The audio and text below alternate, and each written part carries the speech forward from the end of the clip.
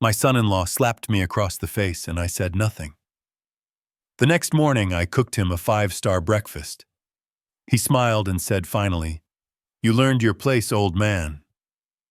That smile vanished the second he saw who was sitting at his dining table holding his arrest warrant. Before I tell you how I destroyed his life in 24 hours, please like and subscribe. I live in a box.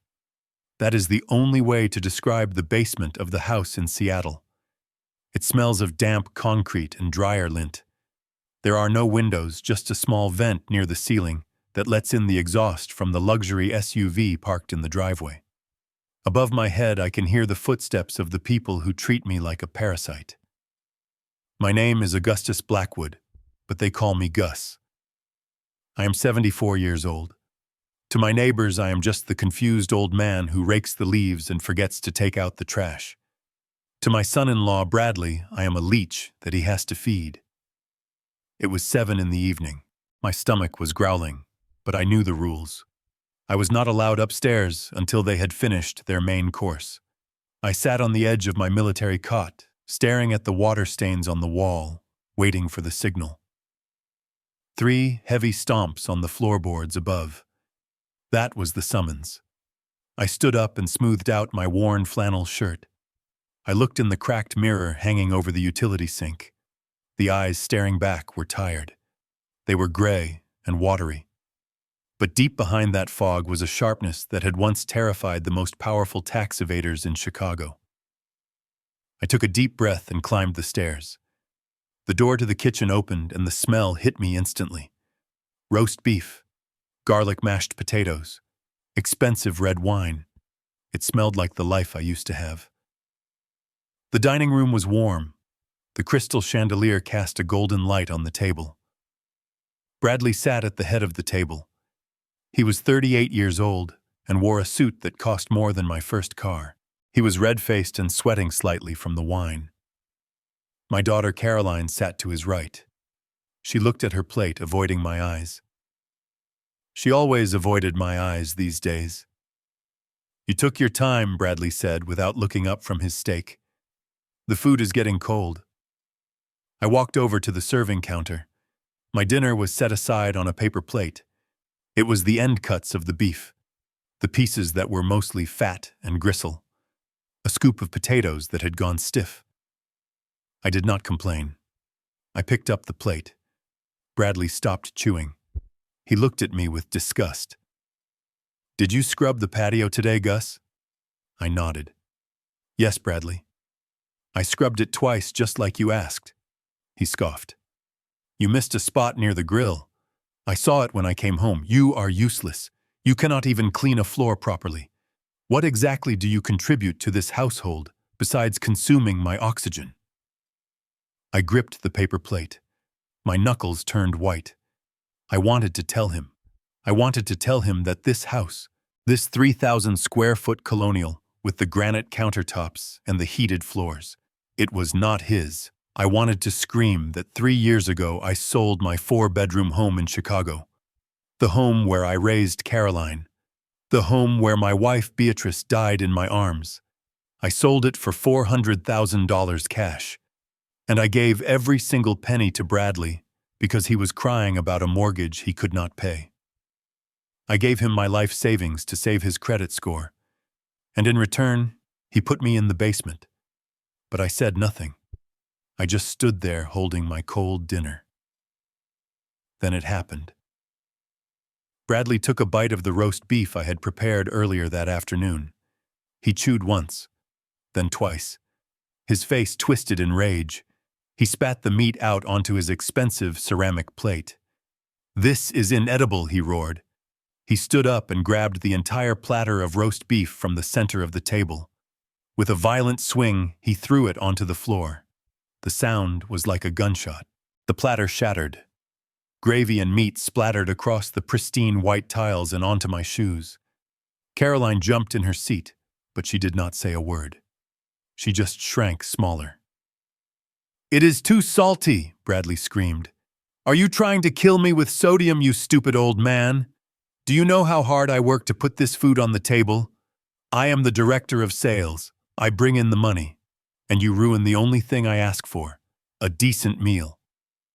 I looked at the mess on the floor. That roast beef was made with Beatrice's recipe. It was the same recipe she used to make for my birthday. It was perfect. I knew it was perfect. Bradley was just looking for a fight. He had been losing money at the online poker tables again. I knew this because I heard him screaming at his laptop at 3 in the morning. He needed to hit something, and I was the safest target. I slowly bent down. My knees cracked. I started picking up the pieces of ceramic and the ruined meat. My hands were shaking not from fear, but from a rage so cold it burned. This recipe, I whispered. It was Caroline's mother's recipe. Bradley froze. The room went silent. He walked around the table until he was standing right over me. I could smell the alcohol on his breath. "What did you say?" he asked, his voice dropping to a dangerous whisper. "You are talking back to me now, in my own house." I looked up. I did not stand. I stayed on my knees, surrounded by the garbage he had created. "I said it was a good recipe," I said clearly. Bradley kicked my hand. A sharp pain shot up my wrist. He laughed. "Your wife is dead, Gus, and her cooking was trash, just like you. Now clean this up before I make you eat it off the floor." Caroline finally spoke. Her voice was trembling. "Honey, please. He is old. He did not mean it. Just let him clean it up." Bradley turned on her. "Shut up, Caroline. You are the one who brought this burden into our lives. If you defend him, you can sleep in the basement with him." I continued to pick up the shards. One piece of ceramic was sharp. It sliced my thumb. A drop of bright red blood fell onto the white tile. I stared at it. It was a stark contrast. Red on white. Violence on silence. I reached for a napkin to wipe it up, but my hand bumped the leg of the table. A crystal water glass perched on the edge wobbled. Time seemed to slow down. I reached out to catch it, but I was not fast enough. The glass fell. It hit the tile and exploded. That was the trigger. Bradley did not just yell this time. He moved. He lunged at me. He grabbed the collar of my flannel shirt and hauled me up from the floor. He was strong. Much stronger than a 74-year-old man. He slammed me back against the refrigerator. My head cracked against the metal. Stars exploded in my vision. "You clumsy idiot," he screamed. "That glass cost $50. That is more than you are worth." I tried to steady myself. I tried to speak. "Bradley, I will pay for it." He laughed a cruel, ugly sound. "With what money, Gus? You have nothing. I own you. You live here because I allow it. You eat because I allow it." Then he raised his hand. I saw it coming. I could have blocked it. 40 years ago, I was trained in hand-to-hand combat during my time in the Special Investigations Unit. I could have broken his wrist in 3 places before he even made contact. But I did not. I needed this. I needed him to cross the line from verbal abuse to physical assault. I needed the final justification. His palm connected with my cheek. The sound was loud, a wet slap that echoed in the kitchen. The force of it knocked my glasses off my face. They skittered across the floor, and I heard one of the lenses crack. My face burned. A welt was already forming. I tasted copper in my mouth. My lip was split. I did not fall. I stood there breathing heavily. I looked at Caroline, my daughter, the girl I had carried on my shoulders at the zoo, the girl I had taught to ride a bike. She was standing by the table. Her hands were covering her mouth. Her eyes were wide with terror. "Say something, Caroline," I thought. "Defend your father. Tell him to get out." Caroline lowered her hands. She looked at Bradley, who was panting with adrenaline. Then she looked at me, and she looked away. "Dad," she whispered, "please just go downstairs. Do not provoke him anymore. He is under a lot of stress at work." The silence that followed broke my heart more than the slap ever could. My daughter had chosen her side. She chose the monster because she was afraid of the dark. She thought she was protecting the peace, but there was no peace here. Only submission. Bradley straightened his jacket. He looked at his hand as if my face had dirtied it. "You heard her," he said. "Get out of my sight, and do not come up until I say so. Or next time I will not use an open hand." I bent down and picked up my broken glasses. I put them on. The world was fractured through the cracked lens. I looked at Bradley. I looked at him not as a father-in-law looks at a son. I looked at him the way I used to look at a cartel accountant who thought he had hidden the assets well enough.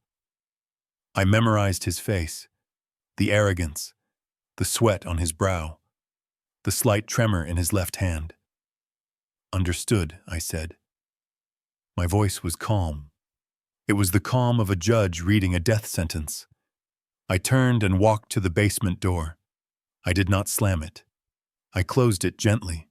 I heard the lock click from the other side. They had locked me in.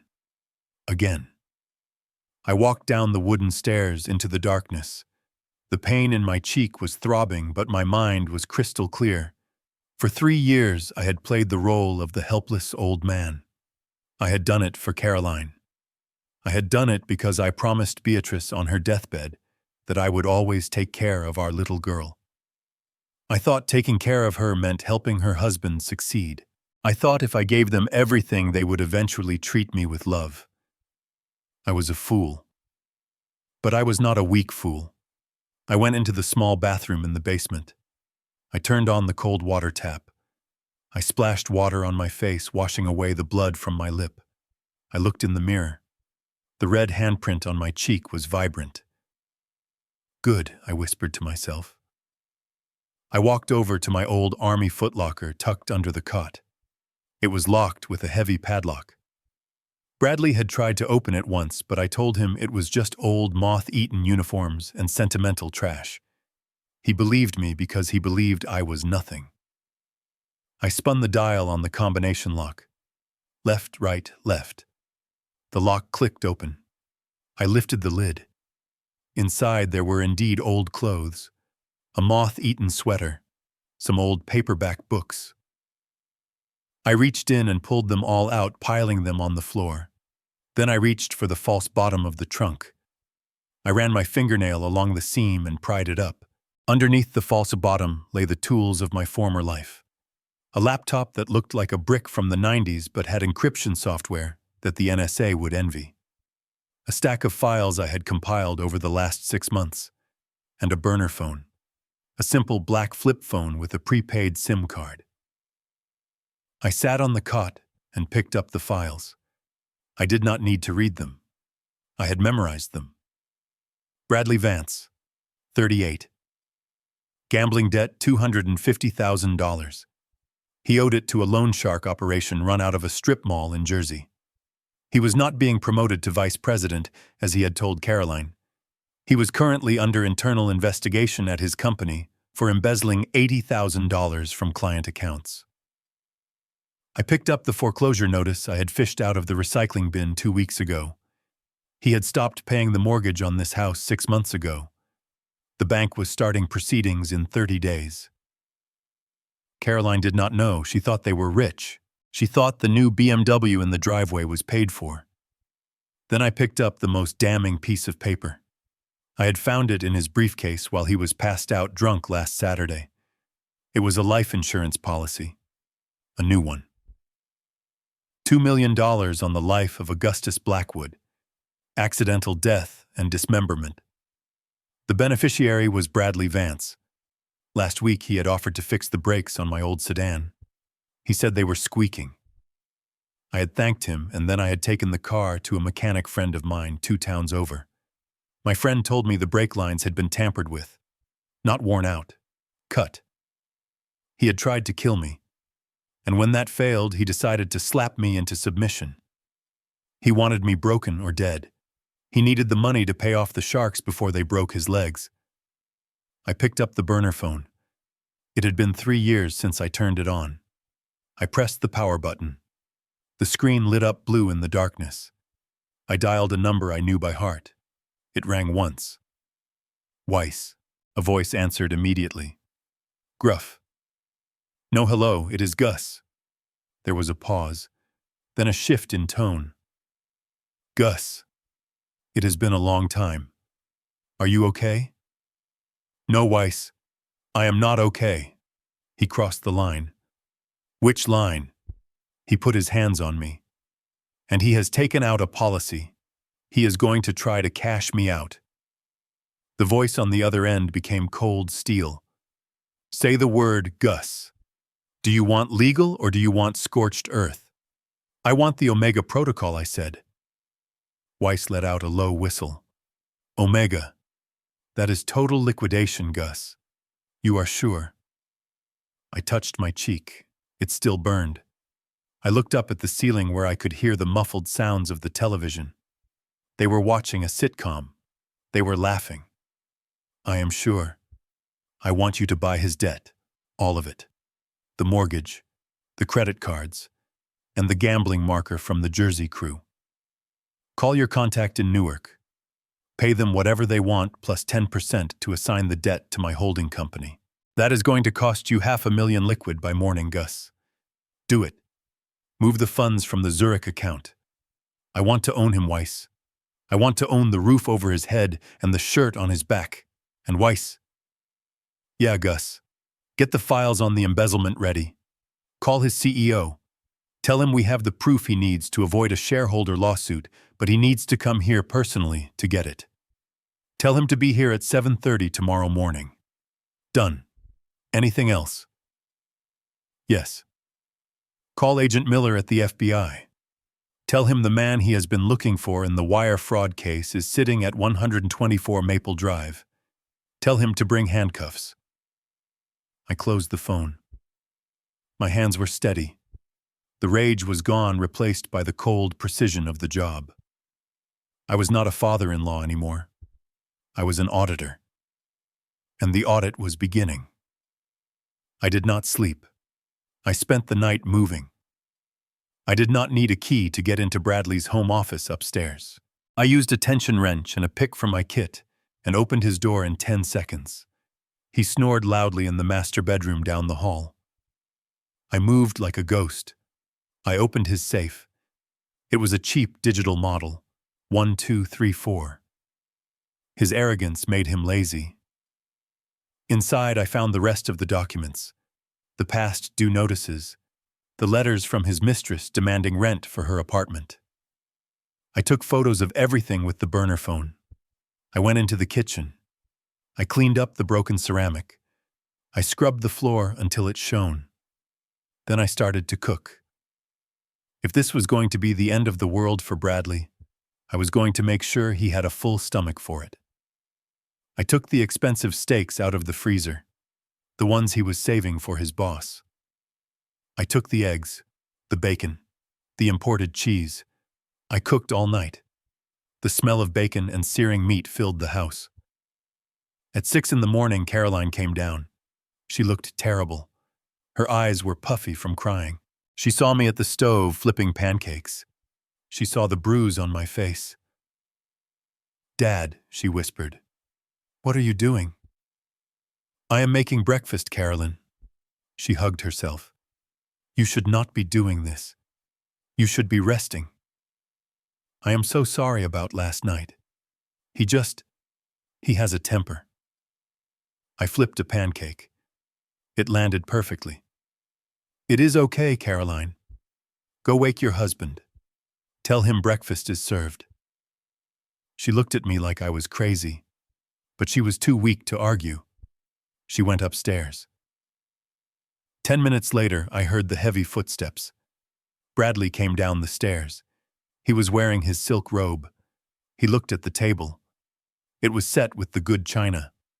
There were stacks of pancakes, crispy bacon, scrambled eggs with truffles, steaks seared to medium rare, a bottle of champagne on ice. He stopped. He looked at me. Then a slow, smug smile spread across his face. Well, well, well, he said. Look at this. I guess the discipline worked. You finally learned your lesson, didn't you, Dad? You realized who is the king of this castle. I pulled out the chair at the head of the table. His chair. And I sat down. Bradley's smile faltered. What are you doing, Gus? Get out of my chair. Sit down, Bradley, I said. I gestured to the chair opposite me. The guest chair. His face turned red. Are you deaf, old man? I said, move. I picked up the steak knife. I did not point it at him. I just admired the edge. Sit down, Bradley. We have guests coming. Guests? What guests? It is 7 a.m. Ding dong. The doorbell rang. Bradley frowned. He looked at the door. He looked at me. He was confused. The fear was starting to creep in behind his eyes. Go answer it, Bradley. It is rude to keep guests waiting. He grumbled something under his breath and walked to the door. He opened it. Standing on the porch was a tall man in a charcoal suit holding a thick leather briefcase. Behind him stood a man with the unmistakable look of federal law enforcement, and behind him stood a man Bradley knew very well. Mr. Sterling. Bradley stammered. His face went pale. Sir, what are you doing here? Mr. Sterling, the CEO of Bradley's company, did not smile. He pushed past Bradley and walked into the dining room. He looked at me. Mr. Blackwood, I presume? I stood up and extended my hand. Thank you for coming, Mr. Sterling. Please have a seat. The bacon is fresh. Bradley ran back into the room. What is going on? Who are these people? The man with the briefcase stepped forward. He was Weiss. He looked at Bradley like he was a stain on the rug. My name is Arthur Weiss. I am Mr. Blackwood's attorney. And as of 4 a.m. this morning, my client is the sole owner of the mortgage note on this property. He is also the owner of your credit card debt. And most importantly, he has purchased the promissory note you signed with Mr. Tony Soprano in New Jersey. Bradley's knees gave out. He grabbed the back of a chair to keep from falling. That is impossible. He has no money. He is a broke old man. Weiss opened his briefcase. He pulled out a stack of documents and dropped them onto the plate of pancakes. He was a broke old man, Weiss corrected, until he decided to stop pretending. He is actually a retired forensic accountant for the IRS Special Crimes Division, and he is worth about $6 million.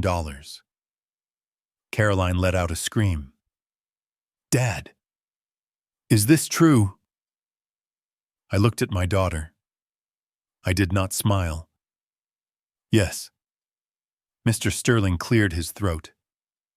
Bradley, based on the evidence Mr. Blackwood sent me this morning regarding the diversion of funds to your offshore accounts, you are effective immediately terminated. We will be pressing charges. Bradley looked around the room like a trapped animal. His eyes were wild. He looked at the steak knife on the table. You set me up, he screamed. You senile old freak, you ruined me. He lunged for the knife. The man from the FBI moved faster than light. He swept Bradley's legs and pinned him face down on the hardwood floor. The sound of handcuffs ratcheting shut was the sweetest music I had heard in years. Agent Miller pulled Bradley to his feet. Bradley Vance, you are under arrest for wire fraud, embezzlement, and attempted insurance fraud. You have the right to remain silent. Bradley was crying now. Snot ran down his face. Caroline, please. Tell them this is a mistake. Caroline looked at me. Dad, please. He is my husband. I looked at the man who had slapped me 12 hours ago. The man who had tried to cut my brake lines. He is not your husband, Caroline, I said calmly, slicing a piece of steak. He is a bad investment, and I just liquidated him. I took a bite of the steak. It was perfectly seasoned. not too salty at all. Take him away, Agent Miller. I would like to finish my breakfast in peace. The house was silent, but it was a heavy, suffocating silence. It was 2 in the morning. The air conditioning hummed a low, monotonous drone that masked the sound of my footsteps on the stairs. I did not need a flashlight. I had memorized the layout of this house the day I bought it for them. I knew exactly which floorboard on the landing creaked and which step on the staircase was slightly uneven. I moved through the darkness not as an old man with bad knees, but as a shadow. My breathing was shallow and controlled, a rhythm I had perfected during stakeouts in freezing warehouses in Detroit 30 years ago. I reached the second-floor hallway. The door to the master bedroom was closed. I could hear the faint, rhythmic snoring of the man who had struck me. He was sleeping the deep, dreamless sleep of the arrogant confident that his violence had secured his dominance. He believed I was cowering in the basement, icing my cheek and contemplating my own worthlessness. He was wrong. I was standing 10 feet away from him, and I was not afraid. I was working. I slipped past their bedroom and approached the door to his home office. It was locked, of course. Bradley liked to play the part of the important executive with sensitive files. He had installed a keypad lock on the door handle a month ago, bragging about how it was military grade. It was a $40 piece of plastic he bought online. I didn't even bother with my lockpicks. I slid a thin shim of metal cut from a soda can I found in the recycling bin between the door jamb and the latch. I felt the spring give way. With a soft click, the door swung inward. I stepped inside and closed the door behind me. The room smelled of him. It was a mixture of expensive cologne, stale cigar smoke, and the metallic tang of fear that he tried to mask with bravado. The street lamp outside cast long skeletal shadows across the Persian rug I had paid for. I didn't turn on the light. I didn't need to. I walked over to the oversized mahogany desk, a ridiculous piece of furniture that made him look like a child playing dress-up. I reached into the pocket of my trousers and pulled out a pair of thin white cotton gloves. I pulled them on slowly, flexing my fingers. The fabric was cool against my skin. This was a ritual. For 40 years, putting on these gloves meant that the person on the other end of my investigation was already finished. They just didn't know it yet. I was no longer Gus, the father-in-law. I was the auditor, and the books were about to be opened. I bypassed the desk drawers. I knew there was nothing of value there, just empty threats and unpaid bills he wanted me to see. I went straight to the corner of the room behind the wet bar. He had moved the large oil painting of a sailboat to reveal the wall safe. I almost laughed. It was a classic mistake. He had bought a vintage mechanical safe, a heavy steel beast with a rotary dial, thinking it looked prestigious. He probably thought it made him look like a banker from the 20s. He didn't realize that mechanical safes, unlike digital ones, talk to you if you know how to listen. They have a heartbeat. They have a pulse. And Bradley had just given me a patient on the operating table. I pulled the stethoscope from my waistband. It was an old Littmann I had kept from a medical fraud case in '98. I placed the earpieces in my ears, blocking out the hum of the house, the wind outside, and the sound of my own blood rushing in my head. The world narrowed down to the cold circle of the diaphragm against the steel door of the safe. I rested my gloved fingers on the cold dial. I closed my eyes. I didn't need to see the numbers. I needed to feel them. I spun the dial clockwise to clear the mechanism. The whir of the tumblers was loud and gritty through the stethoscope. It sounded like gravel grinding together. He hadn't serviced this thing in years. Good. Friction was my friend. I began to turn the dial counter clockwise slowly. Very slowly. My fingers were light-sensitive to the micro-vibrations in the metal. Tick, tick, tick. I listened for the contact points. The drive cam engaging the wheel pack. Most people think safe cracking is about guessing numbers. It is not. It is about physics. It is about finding the imperfection in the machining. Every lock has a tolerance, a tiny gap where the metal meets the metal. There. A subtle thud resonated through the earpieces, a contact point. I noted the position of the dial in my mind. 42. I spun the dial the opposite way. Tick, tick, click. Another distinct sound. A sharp metallic kiss. 17. I could feel the sweat beading on my forehead, but my hands remained bone dry inside the gloves. 45 seconds. That was my target. I had done this in the field with federal agents screaming at me to hurry up while they held off a cartel enforcer. A sleeping son-in-law was nothing. I spun the dial again. The third number was always the trickiest on these older models. The wheels had to align perfectly for the fence to drop into the gate. I held my breath. I rotated the dial millimeter by millimeter. Tick, tick, clunk. The sound was heavier, deeper. The lever had found its home. I didn't hesitate. I grasped the heavy steel handle and pulled down. The internal bolts retracted with a satisfying heavy slide. The door swung open silently. 43 seconds. I was getting slow, but it was enough. I stared into the dark maw of the safe. It wasn't empty. It was packed. Stacks of papers, bundles of cash held together with rubber bands and thick manila envelopes. I didn't just see documents. I saw leverage. I saw the roadmap of his destruction. I reached in my gloved hand, hovering over the contents. I didn't grab wildly. That is what amateurs do. I needed to document the order. I needed to preserve the chain of custody, even if the only judge and jury in this case was going to be me. I pulled out my burner phone and snapped a photo of the safe's interior before touching a single piece of paper. Then I began to extract the files one by one, placing them gently on the carpet. The smell of old paper and fresh ink rose up to meet me. It was the scent of guilt. I picked up the first document on the stack. It was heavy bound in a blue legal folder. I opened it under the faint light of the street lamp. My eyes adjusted to the dim light scanning the bold text at the top. It wasn't just a loan agreement. It was a confession of a life lived on the edge of a cliff. I turned the page, my gloved finger tracing the signature at the bottom. It was his signature, jagged and rushed. I placed it aside and reached for the next one. A foreclosure notice. Then another. A notice of default on a credit line I didn't even know existed. And there, buried at the bottom under the cash that smelled of stale tobacco, was the insurance policy. I held it up.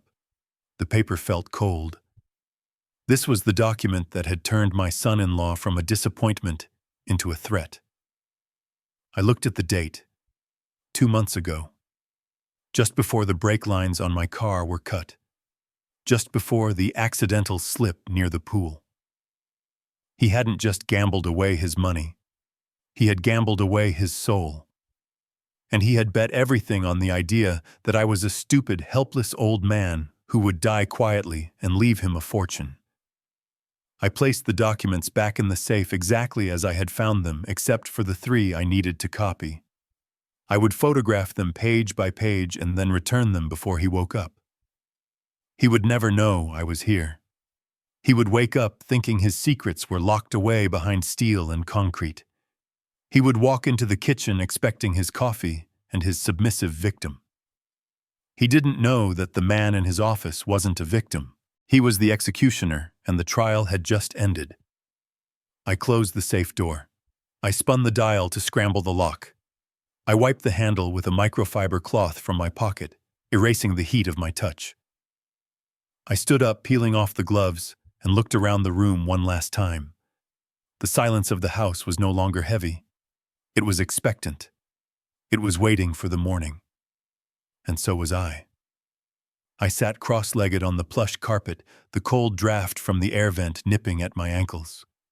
The contents of the safe were spread out before me like a tarot reading of a man destined for ruin.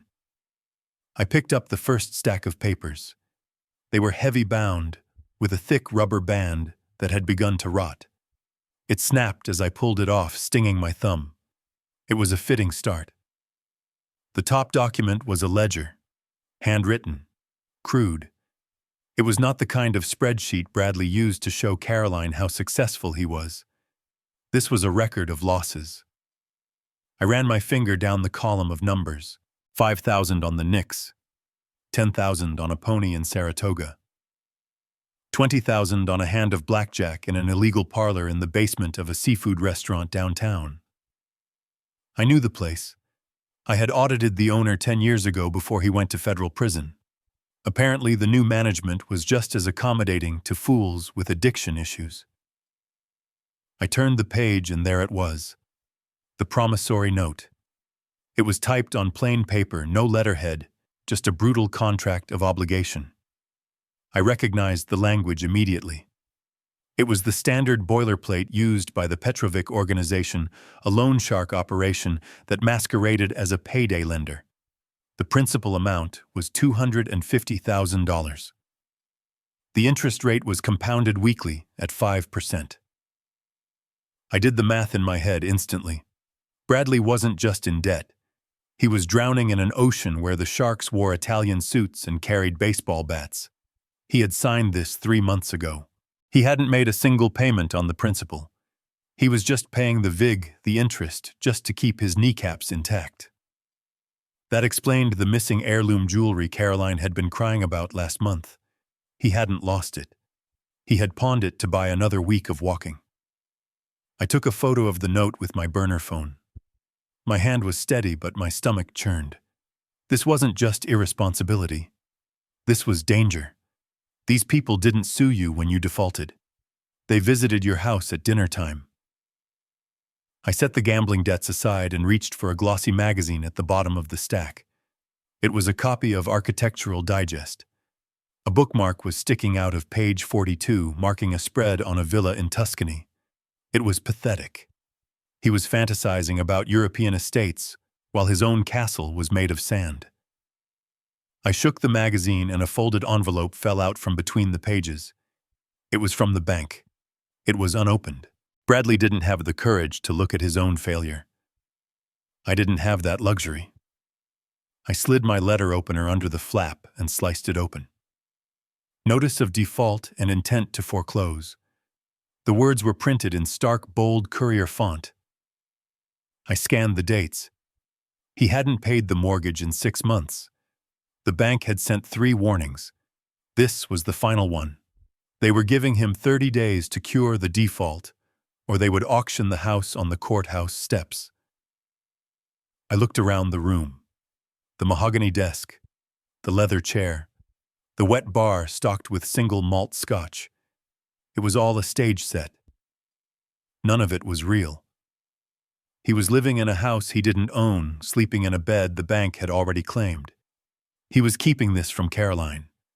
He was letting her believe they were secure while the ground was crumbling beneath her feet. I felt a surge of contempt so strong it tasted like bile. He wasn't just a liar. He was a coward. He was willing to let his wife and daughter be thrown onto the street rather than admit he wasn't the big shot he pretended to be. I photographed the foreclosure notice, placing it next to the gambling debt.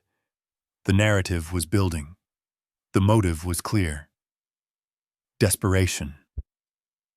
A desperate man does desperate things. But I hadn't found the smoking gun yet. I hadn't found the thing that explained the violence. I reached into the back of the safe. My hand brushed against something cold and smooth. A thick manila envelope sealed with red wax. It looked official. Too official. I pulled it out. It was heavy. I broke the seal. Inside was a thick sheaf of papers stapled together with a blue cover sheet. Term life insurance policy. I froze. In my line of work, you learn to recognize the smell of blood in the water. This was it. I opened the policy. I skipped the definitions and the exclusions. I went straight to the declarations page. Insured Augustus Blackwood. Beneficiary Bradley Vance. Coverage amount $2 million. Effective date August 15th. August 15th, 2 months ago. I stared at the date. My mind raced back, rewinding the tape of the last 8 weeks. I remembered the day he asked for my social security number. He said he needed it to claim me as a dependent on his taxes to save money. He said it would help the family. I had given it to him because I was playing the part of the senile, compliant old man. I had signed a stack of papers he put in front of me, telling me they were just medical release forms for my doctor. I had signed my own death warrant. I flipped to the writer's section. Double indemnity for accidental death. If I died in an accident, the payout doubled to $4 million. $4 million. That was enough to pay off the Russians, enough to save the house, enough to keep up the charade of the high-rolling executive for another decade. I sat back against the desk, my breath coming in shallow bursts. The pieces of the puzzle slammed together with a deafening click. Last Tuesday. The brake failure. I closed my eyes, and I was back in my old 2010 sedan coming down Miller's Hill. It was a steep, winding road with a sharp curve at the bottom that overlooked the ravine. I had pressed the brake pedal. It had gone to the floor. No resistance. Just mush. I remembered the panic. The way the trees blurred.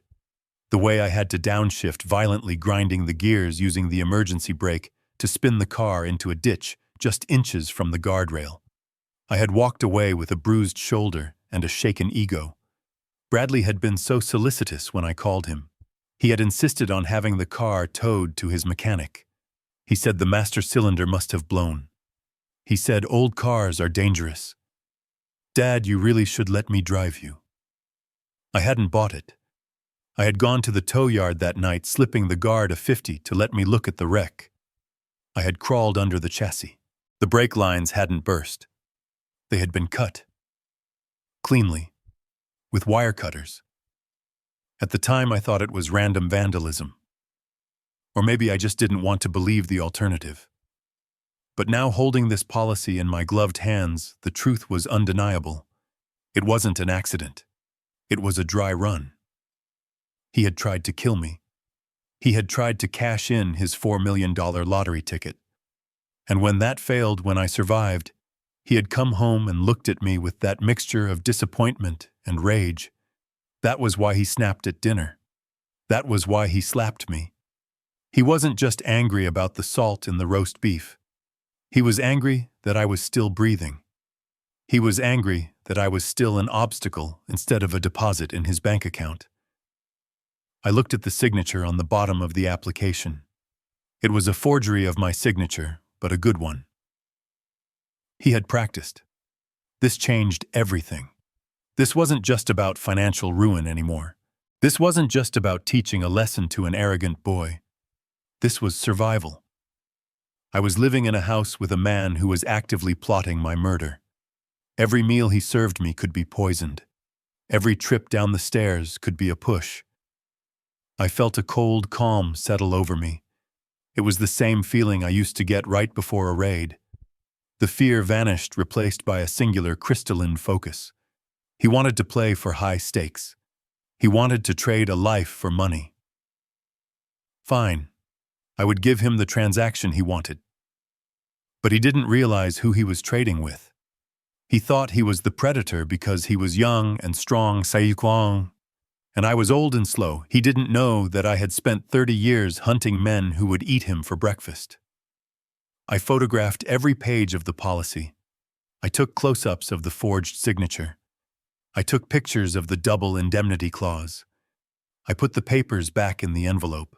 I resealed it carefully, heating the wax with a lighter I found in his desk drawer and pressing it back into place so it looked undisturbed.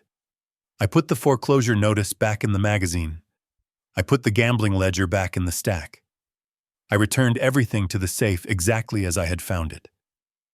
I closed the heavy steel door and spun the dial, wiping my prints. I stood up in the dark office. I checked my watch. It was 4:15 in the morning. I had the evidence. I had the motive. I had the weapon. Now I just needed to set the table. I walked out of the office and down the hall past the room where my assassin slept. I didn't look at his door. He was already a ghost to me, a problem to be solved, a calculation to be balanced. I went downstairs to the kitchen. I turned on the lights. The stainless steel appliances gleamed. I washed my hands. I took the heavy cast iron skillet from the rack. It was time to cook breakfast. And it was going to be a meal he would never forget. The kitchen was cold at 3 in the morning. The stainless steel appliances that Bradley was so proud of hummed with a detached electric vibration. I was standing by the sink, splashing water on my face, trying to wash away the phantom sensation of his hand on my cheek. The bruise had darkened to a deep, ugly purple. It throbbed in time with my heartbeat. I heard the soft pad of bare feet on the hardwood behind me. I did not turn around immediately. I dried my face with a paper towel, taking my time composing the mask I had worn for 3 years. When I finally turned, Caroline was standing in the doorway. She was wearing a silk nightgown that looked too thin for the chill of the house. She held a glass of water in both hands, clutching it like a lifeline. In the harsh light of the under-cabinet LEDs, she looked old. Not the kind of old that comes from years lived well, but the kind that comes from years of erosion. She looked like a statue that had been left out in the acid rain. "Dad," she whispered. Her voice was brittle. "You are still awake." I looked at her. I looked at the dark circles under her eyes. I looked at the way she stood, slightly hunched, as if expecting a blow. "I cannot sleep, Caroline," I said. "My face hurts." She flinched. She took a sip of water, her eyes darting away from the mark on my skin. "I am sorry, Dad. I really am. He feels terrible about it. He told me. He has just been under so much pressure with the merger." The merger. Another lie. There was no merger. There was only embezzlement and debt. He did not feel terrible. "Caroline," I said softly. "He felt powerful. There is a difference." She stepped into the room, lowering her voice further, glancing nervously toward the ceiling, as if the man upstairs could hear our thoughts. "Please do not talk like that. If he hears you. Look, just keep your head down for a few more days. He is going to get the promotion on Monday. The vice president position. Once that happens, everything will change. He will be happier. He will treat us better." I leaned against the counter. I looked at my daughter, Shirley looked at her. I saw the desperation in her eyes. She was not protecting him because she loved him. She was protecting him because she was terrified of the alternative. She was terrified of the world without his money, without his status, without the illusion of the perfect suburban life. "Caroline," I said, my voice steady, "I need to ask you something, and I need you to answer me honestly. Not as his wife, but as my daughter." She froze. "What is it? If I walked out that door right now, if I packed my bag and left this house tonight, would you come with me?" She blinked, confused. "What? Would you leave him? Right now? Leave the house and leave the car. Leave the life. Just walk out the door with your father and never look back." She stared at me. Then she let out a short, nervous laugh. It was a sound devoid of humor. "Dad, be serious. Where would we go?" "Anywhere," I said. "We could start over. Just you and me. We could find a small place. We could be safe. You would never have to be afraid of spilling a glass of water again." She shook her head, backing away a step. "Dad, you are talking crazy. You do not have anywhere to go. You sold your house. You have no savings. You live in our basement. If I left with you, we would be homeless. We would be on the street." "Is that what you think?" I asked. "You think I am helpless?"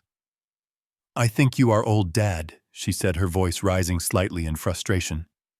"I think you are confused and hurt, and you are not thinking clearly. Look around you. This house, it is security. Bradley provides for us. Yes, he has a temper. Yes, things are hard right now. But he is going to be vice president. We are going to have everything we ever wanted. I cannot just throw that away to go live under a bridge with you because you got your feelings hurt." "My feelings hurt." I touched the bruise on my face. It wasn't my feelings that were bleeding. So that is your choice, I said. You choose the roof over your head. You choose the promise of money. Even if the price is your dignity. Even if the price is watching your husband assault your father. She slammed the glass down on the counter. Water sloshed over the rim. Stop it. Stop trying to make me feel guilty. I am doing what I have to do to survive. You should understand that. You are the one who has been living off his charity for 3 years. If you were really a strong man, if you really had any pride, you would have left a long time ago. But you didn't. Because you need him. Just like I do. The words hung in the air, heavy and suffocating. She believed it. She truly believed that Bradley was the sun, and we were just planets orbiting his gravity dependent on his warmth to survive. She had bought the lie so completely that she couldn't see the bars on her own cage. I looked at her one last time. I tried to find the little girl who used to wait by the window for me to come home from work. I tried to find the young woman who wanted to be a teacher, who wanted to travel, who wanted to help people. But she wasn't there. She had been consumed by fear and comfort. She had made her choice, and now I had to make mine. Okay, Carolyn, I said. My voice was devoid of emotion now. It was just a fact. I understand. Go back to bed. She looked at me, expecting a fight, expecting begging. When she didn't get it, she looked relieved. Good. I am going back to sleep. And Dad, please, tomorrow morning just apologize to him. For the glass. Smooth things over. For me. She turned and walked out of the kitchen. I watched her go. I watched her climb the stairs back to the bedroom where she would lie down next to a man who viewed her as property. I waited until I heard the bedroom door click shut. I turned back to the sink. I picked up the glass she had left there. I poured the water down the drain. You are wrong, Caroline, I whispered to the empty room. I don't need him. And after tomorrow morning you are going to wish you had walked out that door with the old man from the basement. I walked over to the kitchen table. I sat down. I pulled the burner phone from my pocket. It was time. I had given her a chance. I had given her an exit ramp. She had chosen to stay on the highway. Now I was going to blow up the bridge. I opened the laptop I had hidden under the sink cabinet earlier. I logged into the secure server. I brought up the transfer protocols. $500,000. It was a lot of money. It was enough to buy freedom. It was enough to buy justice. I looked at the clock on the stove. 3:45. The markets in Zurich were open. I pressed enter. The screen flashed green. Transfer complete. Asset acquired. I was no longer a guest. I was no longer a burden. I was the bank. I closed the laptop. I stood up. I walked to the refrigerator and opened it. I took out the carton of eggs. I took out the package of thick-cut bacon. If I was going to destroy my daughter's illusions, I was going to do it on a full stomach. I lit the burner on the stove. The blue flame flared to life, steady and hot. It was time to cook. The laptop screen was the only source of light in the dark kitchen, casting a ghostly blue glow across the granite countertop. To the untrained eye, the machine looked like a relic, a heavy brick of plastic that belonged in a museum. But as I typed the command lines, the processor hummed with a speed that defied its age. I was not browsing the internet. I was accessing a secure gateway, a financial tunnel that connected the basement of this suburban house directly to a private banking server in Zurich. I watched the cursor blink. It was a steady, rhythmic pulse like a countdown. On the screen, 2 windows were open. On the left was the foreclosure file for the house I was standing in. The bank had bundled Bradley's bad mortgage with 1,000 others ready to sell it off for pennies on the dollar to clean their books. On the right was the promissory note from the Jersey loan sharks. Weiss had done his job perfectly. He had convinced the Petrovic's crew that a quick cash payout was better than chasing a deadbeat who was about to go to prison. They had agreed to assign the debt to a blind trust. My blind trust. I looked at the total at the bottom of the screen. $500,000. It was a fortune to most people. It was the price of a life. To me, it was just ammunition. I typed in the authorization sequence. My fingers moved with a memory that hadn't faded in retirement. It felt like loading a weapon. Each keystroke was a bullet sliding into the magazine. I paused for a fraction of a second. I looked up at the ceiling toward the master bedroom. Bradley was sleeping on a mattress that was technically already mine. He was dreaming of a promotion that didn't exist. He thought he was the king of the castle, but he didn't realize the castle had been sold out from under him while he snored. I pressed the enter key. The sound was a sharp plastic click in the silence of the kitchen. Processing. The word flashed on the screen. I waited. The seconds stretched out. I imagined the digital signal racing across the ocean through fiber optic cables under the Atlantic, penetrating the firewalls of the Swiss bank. I imagined the money moving a silent, invisible river of power flowing from my secret past into my painful present. Approved. The screen changed. A new window popped up, crisp and official. Transaction complete. Funds transferred. Asset title reassigned. New lineholder of record Augustus Blackwood. I stared at my name on the screen. It looked different there. It didn't look like the name of a senile old man who forgot to take out the trash. It looked like the name of a predator. I owned him. I owned the roof over his head. I owned the debt that terrified him. I owned the very ground he walked on. He was no longer my son-in-law. He was my tenant. And he was in default. I closed the laptop. The snap of the lid sounded like a judge's gavel striking the bench. I slid the computer back into its hiding spot, beneath the false bottom of the sink cabinet. I stood up and stretched my back, cracking.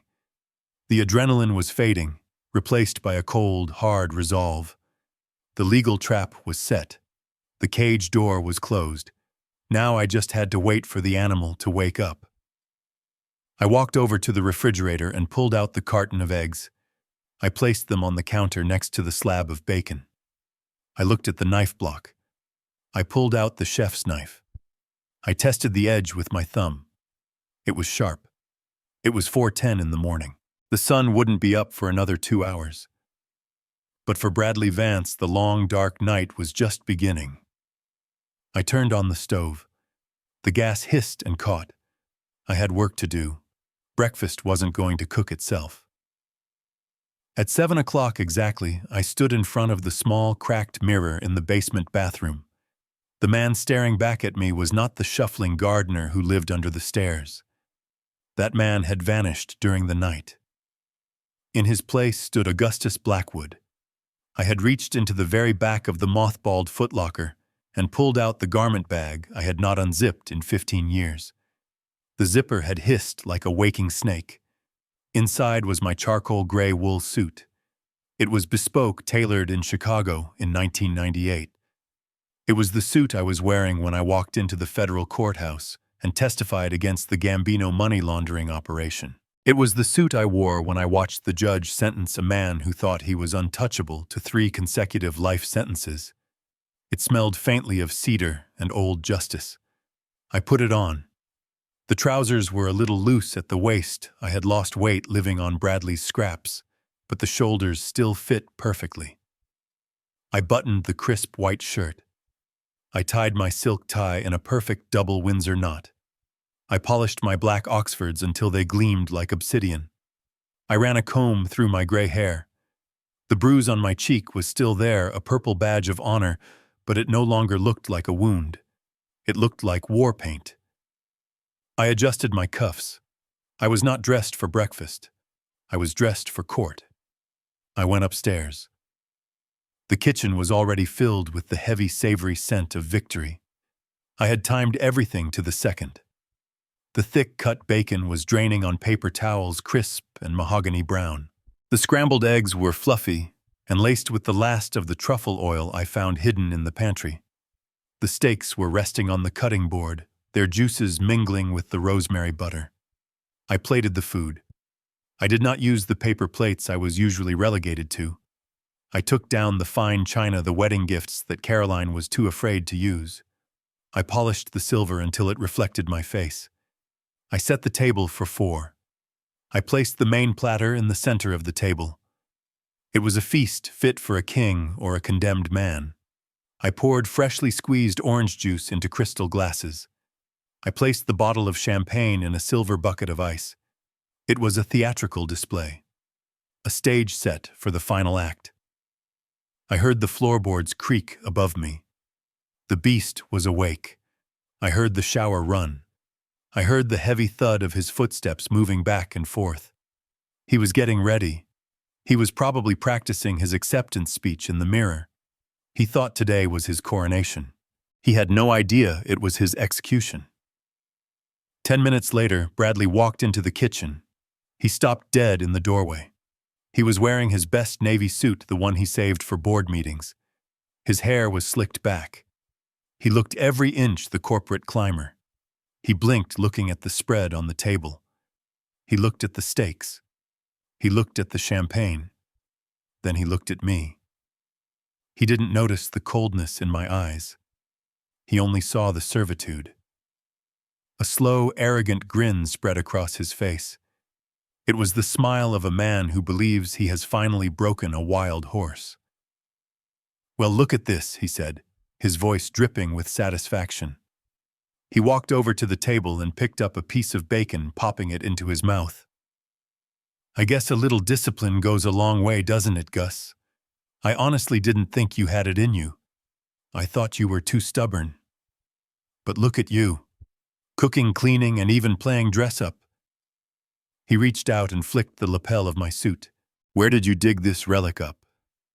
"The Salvation Army bin. You look like an undertaker." I did not flinch. I did not look down. I stood straight, my hands clasped behind my back.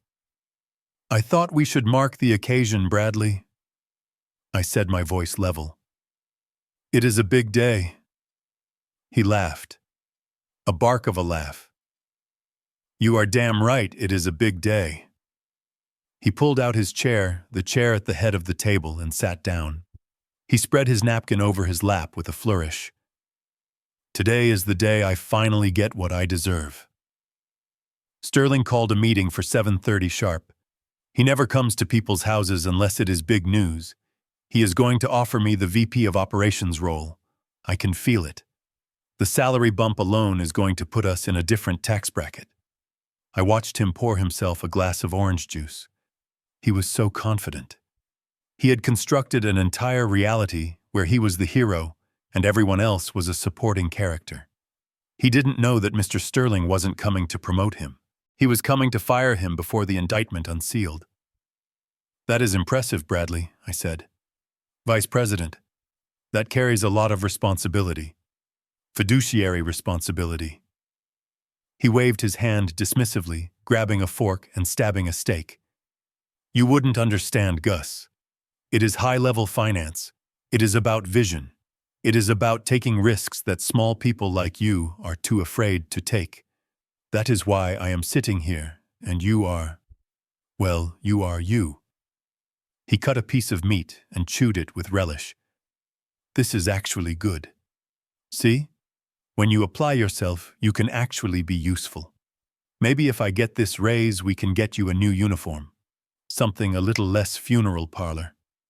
He laughed again at his own joke. He was relaxed. His guard was completely down. He was eating the food I cooked, sitting in the house I owned, waiting for the boss I had summoned. He checked his Rolex. 7:15. They will be here any minute. Make sure the coffee is hot. And Gus, when they get here, I want you to make yourself scarce. Go back to the basement. I don't want you embarrassing me in front of the CEO. You can come up and clear the table after we are done. I walked over to the stove and picked up the coffee pot. The steam rose in the air. I walked behind him. I could see the back of his neck. Vulnerable. Exposed. I am afraid I cannot do that, Bradley, I said, pouring coffee into his cup. He stopped eating. He turned in his chair, his face darkening. Excuse me. What did you say? I said I cannot go to the basement, I replied. I placed the coffee pot down on the counter with a deliberate clink. I have a meeting, too. He stared at me as if I had started speaking a foreign language. You have a meeting? With who? The ghosts in your head. Sit down, Gus, before you ruin my morning. I did not sit down. I walked to the head of the table. I stood over him. For the first time, he seemed to notice that something was wrong. He noticed that I wasn't trembling. He noticed that I wasn't looking at the floor. He noticed that the old man in the suit was looking at him with the cold, dead eyes of a predator. My meeting is with the same people as yours, Bradley, I said. He stood up his chair, scraping loudly against the floor. What the hell are you talking about? Have you lost your mind? Ding dong. The doorbell cut through the tension like a knife. Bradley jumped. He looked at the door, then back at me. His arrogance wavered for a split second, replaced by confusion. He smoothed his tie. He took a deep breath, putting his mask back on. Get in the kitchen, he hissed at me. Do not make a sound. I will deal with you later. He turned and walked toward the front door, his stride confident, his chest puffed out. He was walking toward his coronation. I picked up my coffee cup and took a sip. It was black and bitter, just the way I liked it. I didn't go to the kitchen. I turned and faced the foyer, waiting for the show to begin. The doorbell rang again, a sharp, impatient sound that seemed to vibrate through the floorboards. Bradley jumped. He looked at the door, then back at me, then at Sterling, who was calmly chewing a piece of bacon. The reality of his situation was fracturing around him, but he was still clinging to the wreckage of his delusion. He genuinely believed this was a mistake. He believed he could talk his way out of it because talking was the only skill he had ever mastered. Who else is here? Bradley whispered. His voice was trembling. I nodded toward the hallway. Why don't you go see? I think they are waiting for an invitation. Bradley stumbled backward. He turned and walked into the foyer, his movements jerky and uncoordinated. He looked like a marionette whose strings were being cut one by one. I watched him from the head of the table. Sterling watched him too, a look of cold, professional curiosity on his face. He thinks you are here to give him a corner office, Sterling said quietly. He thinks a lot of things, Richard, I replied. Most of them are wrong. We heard the front door open wider. We heard the murmur of voices, low, official, not the voices of friends. Then Bradley backed into the dining room. His hands were raised to chest-level palms out in a gesture of surrender. His face was the color of old ash. Following him into the room was a man I had not seen in 10 years, but whose face was etched into my memory. Agent Thomas Miller of the FBI's White-Collar Crimes Division. He hadn't aged well.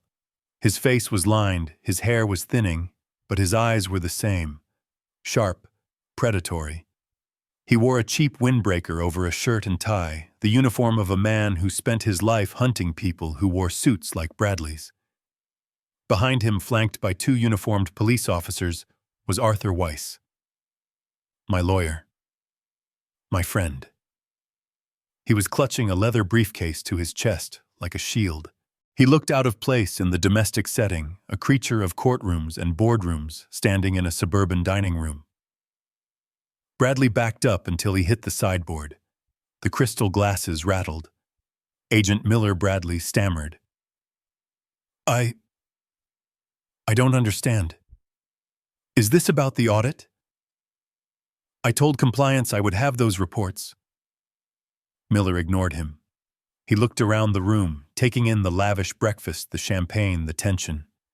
Then his eyes landed on me. He smiled a tight, grim expression. "Gus," he said, "you look like hell. Who hit you?" I touched my cheek. "It is nothing, Tom. Just a workplace hazard." Miller turned his gaze to Bradley. The smile vanished. "So this is the guy. This is him," I confirmed. Bradley looked between us. "You know him too. You know the FBI." I didn't answer. I gestured to the empty chairs. "Gentlemen, please. Sit. The food is getting cold." Weiss walked over and placed his briefcase on the table right next to Sterling's folder. He opened the latches with a loud snap. He didn't sit. He pulled out a sheaf of legal documents, legal-size, blue-backed heavy. Mr. Vance Weiss began, his voice dry and devoid of inflection. "I am here representing Mr. Blackwood in a private capacity. However, Agent Miller is here in an official one." Bradley looked at the badge on Miller's belt. "Official. What? Am I under arrest?" Miller pulled a pair of handcuffs from his back pocket. He looped them over his finger, twirling them casually. "Not yet, kid. We are just here to have a conversation. But depending on how this conversation goes, you might want to get comfortable with the idea of metal jewelry." Bradley looked at Caroline, who had appeared at the top of the stairs, drawn by the noise. She was clutching the banister, her face white. "Brad," she whispered. "What is happening? Who are these people?" Bradley looked at his wife, then at me. "Help me," he mouthed. It was pathetic. He was asking the man he abused to save him from the consequences of his own actions. I sliced a piece of steak. The knife scraped against the china. "Sit down, Caroline," I said without looking up. "You need to hear this too." Weiss cleared his throat. He picked up the first document. "Mr. Vance, as of 4 o'clock this morning, my client, Mr. Augustus Blackwood, has successfully executed a purchase agreement for the mortgage note on this property located at 124 Maple Drive. The bank was quite eager to offload the toxic asset, given that it is 6 months in arrears." Bradley's mouth fell open. You bought the mortgage." "But I was talking to them. I had a forbearance agreement in the works." Weiss shook his head. "You had nothing, Mr. Vance. You had a foreclosure date, which my client has now canceled. He is the bank now. And according to the terms of the note which I have here, he is exercising his right to accelerate the debt." "Accelerate," Bradley whispered. "It means the full amount is due," I said. "Now, $480,000. Bradley laughed, a hysterical, high-pitched sound. "I don't have that kind of money. You know I don't. That is why we are here." Weiss placed another document on top of the mortgage. "We know. We also know about the $250,000 you owe to a Mr. Petrovic in New Jersey. An interesting character, Mr. Petrovic. He was very surprised to hear from us. He was even more surprised when we offered to buy your marker for 50 cents on the dollar." Bradley stopped breathing. He clutched his chest. "You talked to Petrovic. You bought the gambling debt." "I own it, Bradley," I said. "I own the paper. I own the interest. I own you. You can't do that," Bradley screamed.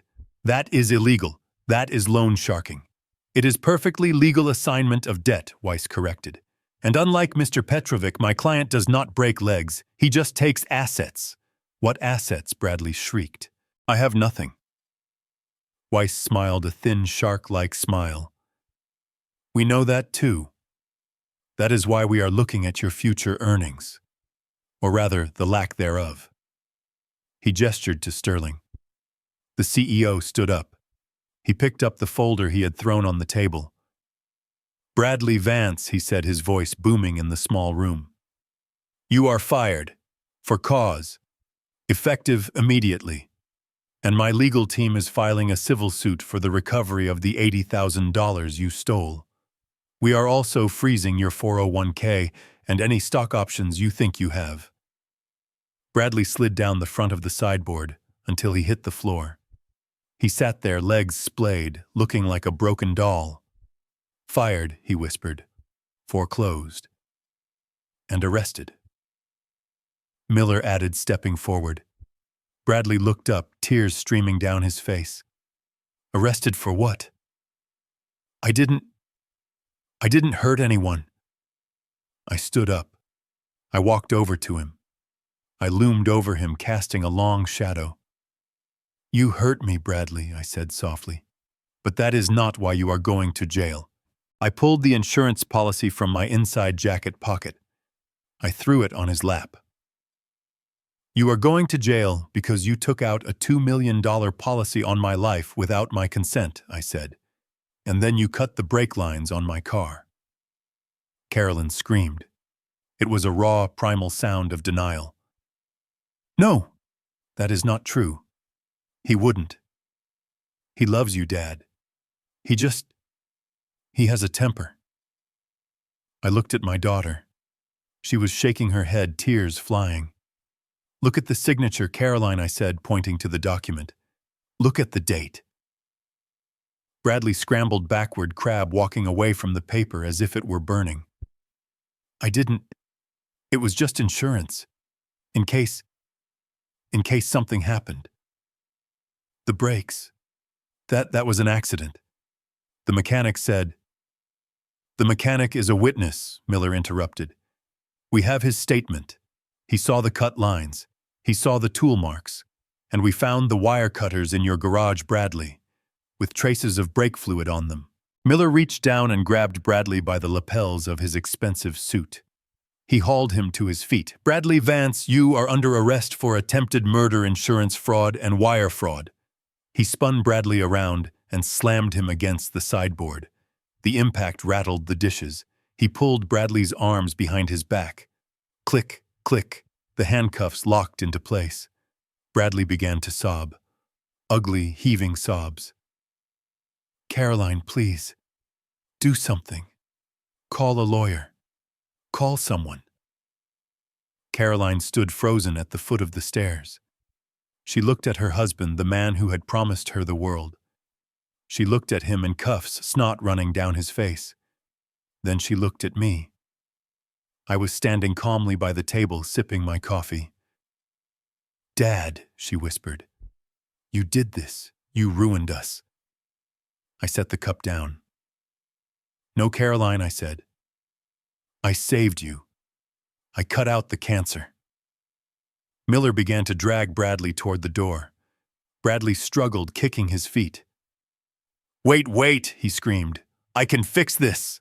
Dad, Gus, listen to me. I'm sorry. I'm sorry about the slap. I'm sorry about the basement. Just tell them to stop. I will pay you back. I will work. I will do anything. I watched him go. I watched them drag him out the front door into the bright morning sun where a squad car was waiting. I turned back to the table. Sterling was watching me with respect. Weiss was packing up his papers. I looked at the breakfast. The food was cold now, but I didn't care. I picked up a piece of bacon and ate it. It tasted like freedom. Caroline sank to the floor, burying her face in her hands. I walked over to her. I knelt down. Get up, Caroline, I said gently. She looked at me, her eyes filled with hate and fear. Where will I go? I have nothing. I stood up and offered her my hand. You have a choice, I said. You can stay here and cry for a man who tried to kill your father. Or you can pack a bag. She stared at my hand. She didn't take it. I left her there on the floor. I walked back to the table and picked up the bottle of champagne. I poured a glass for Sterling. I poured a glass for Weiss. I poured one for myself. To justice, I said, raising my glass. To justice, they replied. We drank. The bubbles were cold and sharp. Outside, the siren wailed, fading into the distance. Inside, the silence was absolute. The king was dead. Long live the landlord. The silence in the dining room was heavy enough to crush a lesser man, but Bradley was too busy drowning in his own confusion to notice the weight. He stood near the sideboard, his chest heaving, his eyes darting between Sterling and the open front door.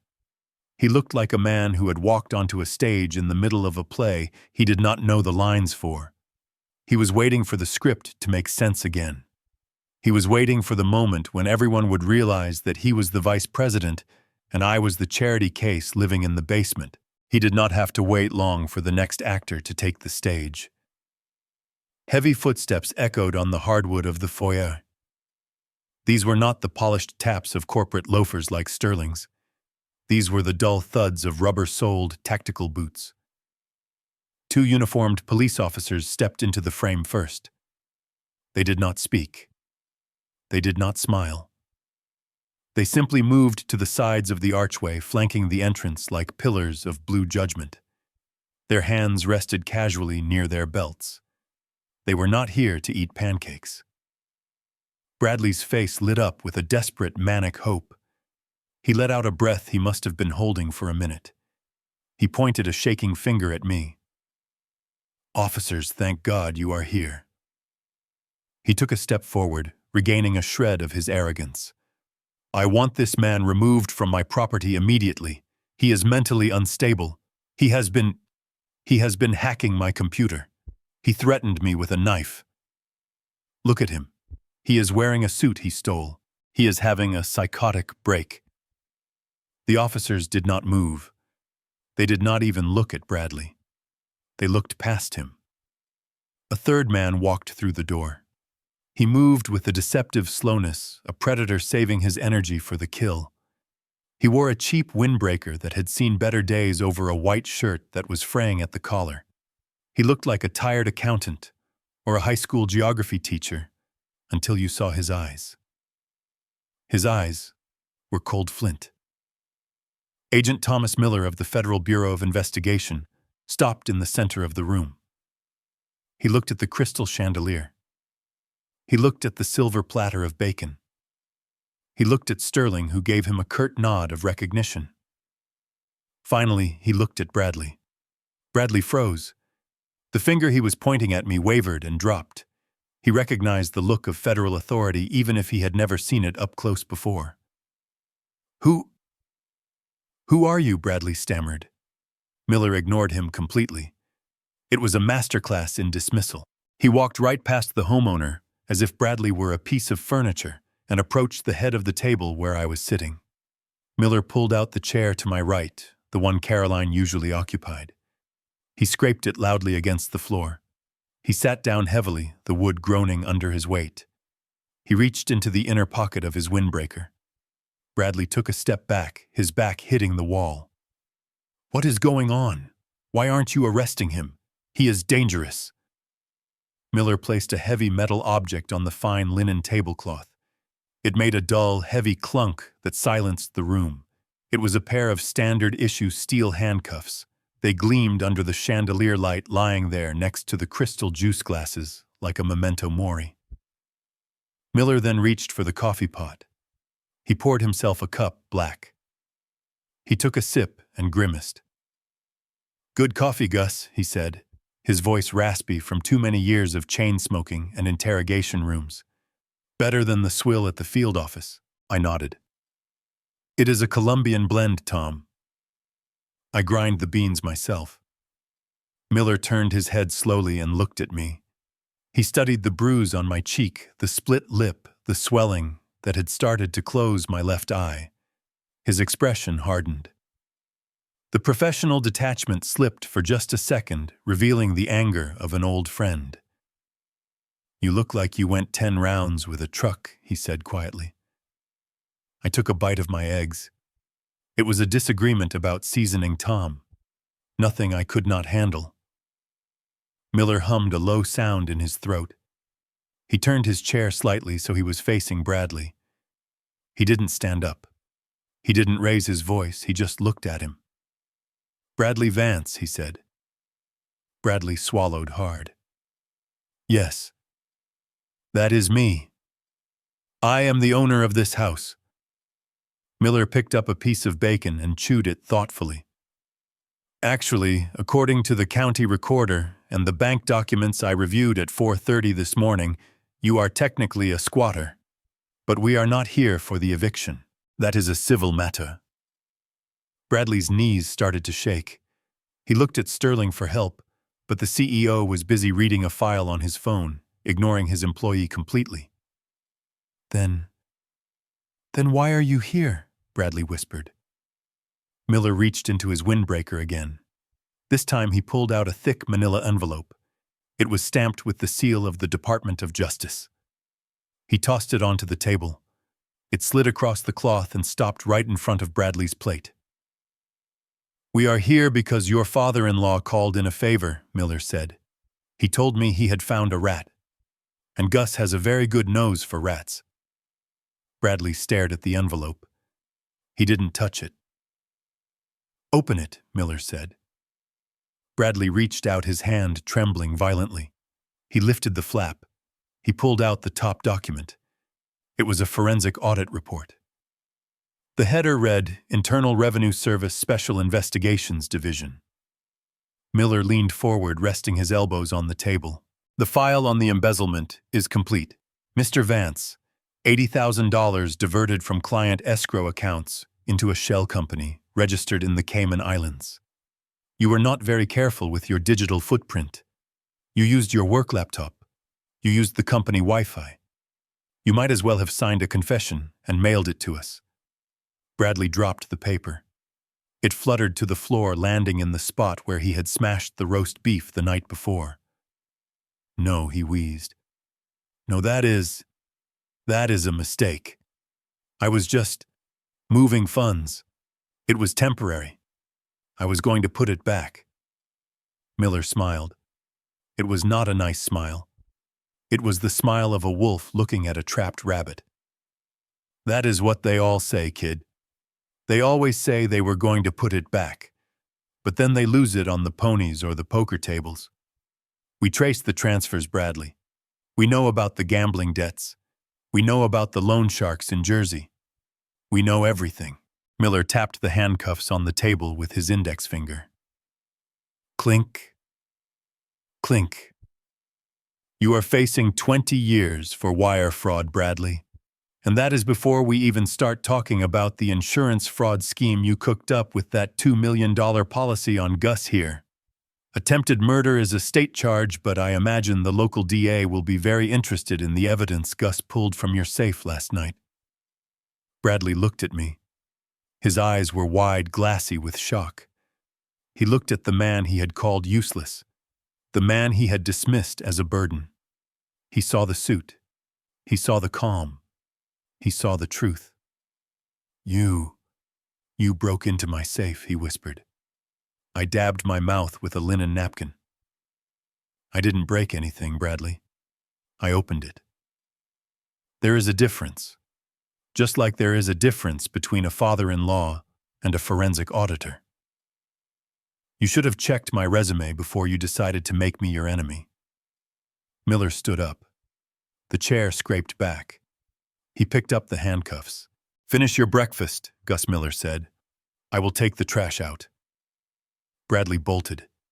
He spun around and lunged for the back door, scrambling over the expensive rug, slipping in his socks. He didn't make it 3 steps. The 2 uniformed officers moved with practiced efficiency, blocking the hallway.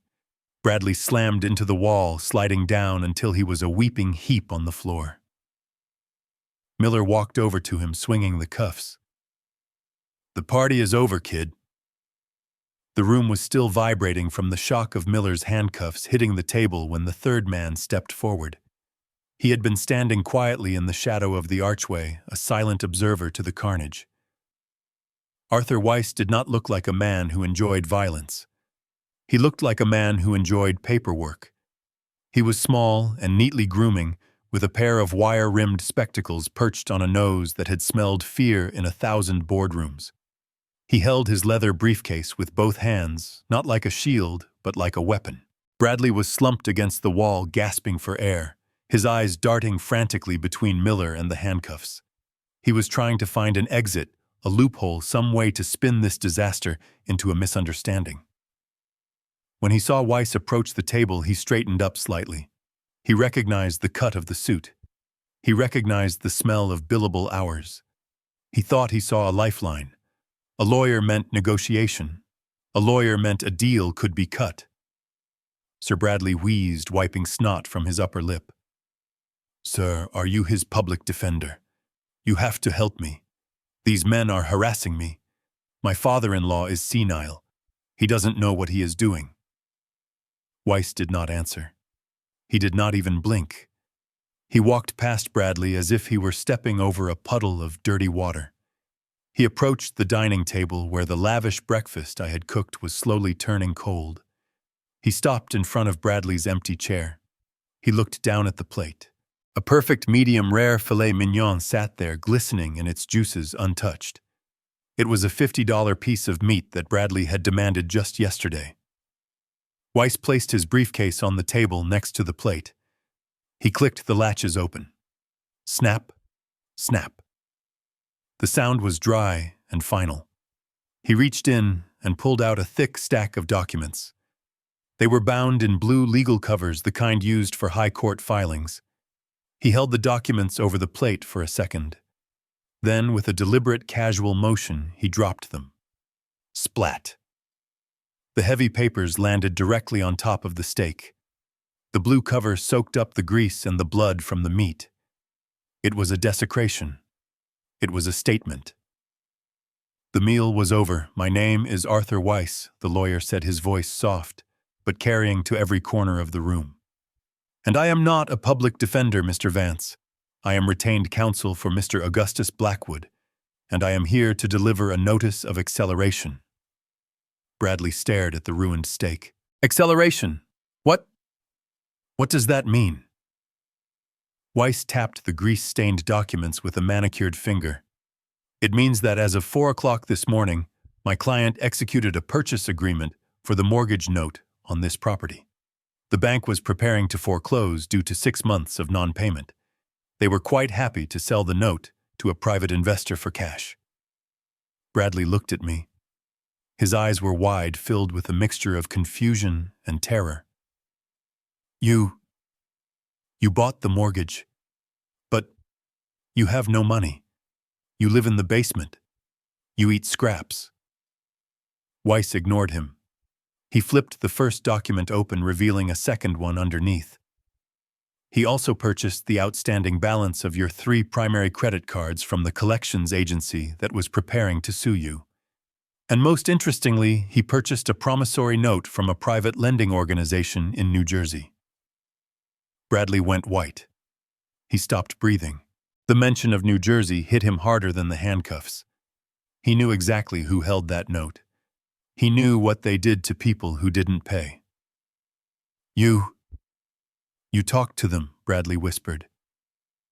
"We did," Weiss said. "We made them an offer. They accepted.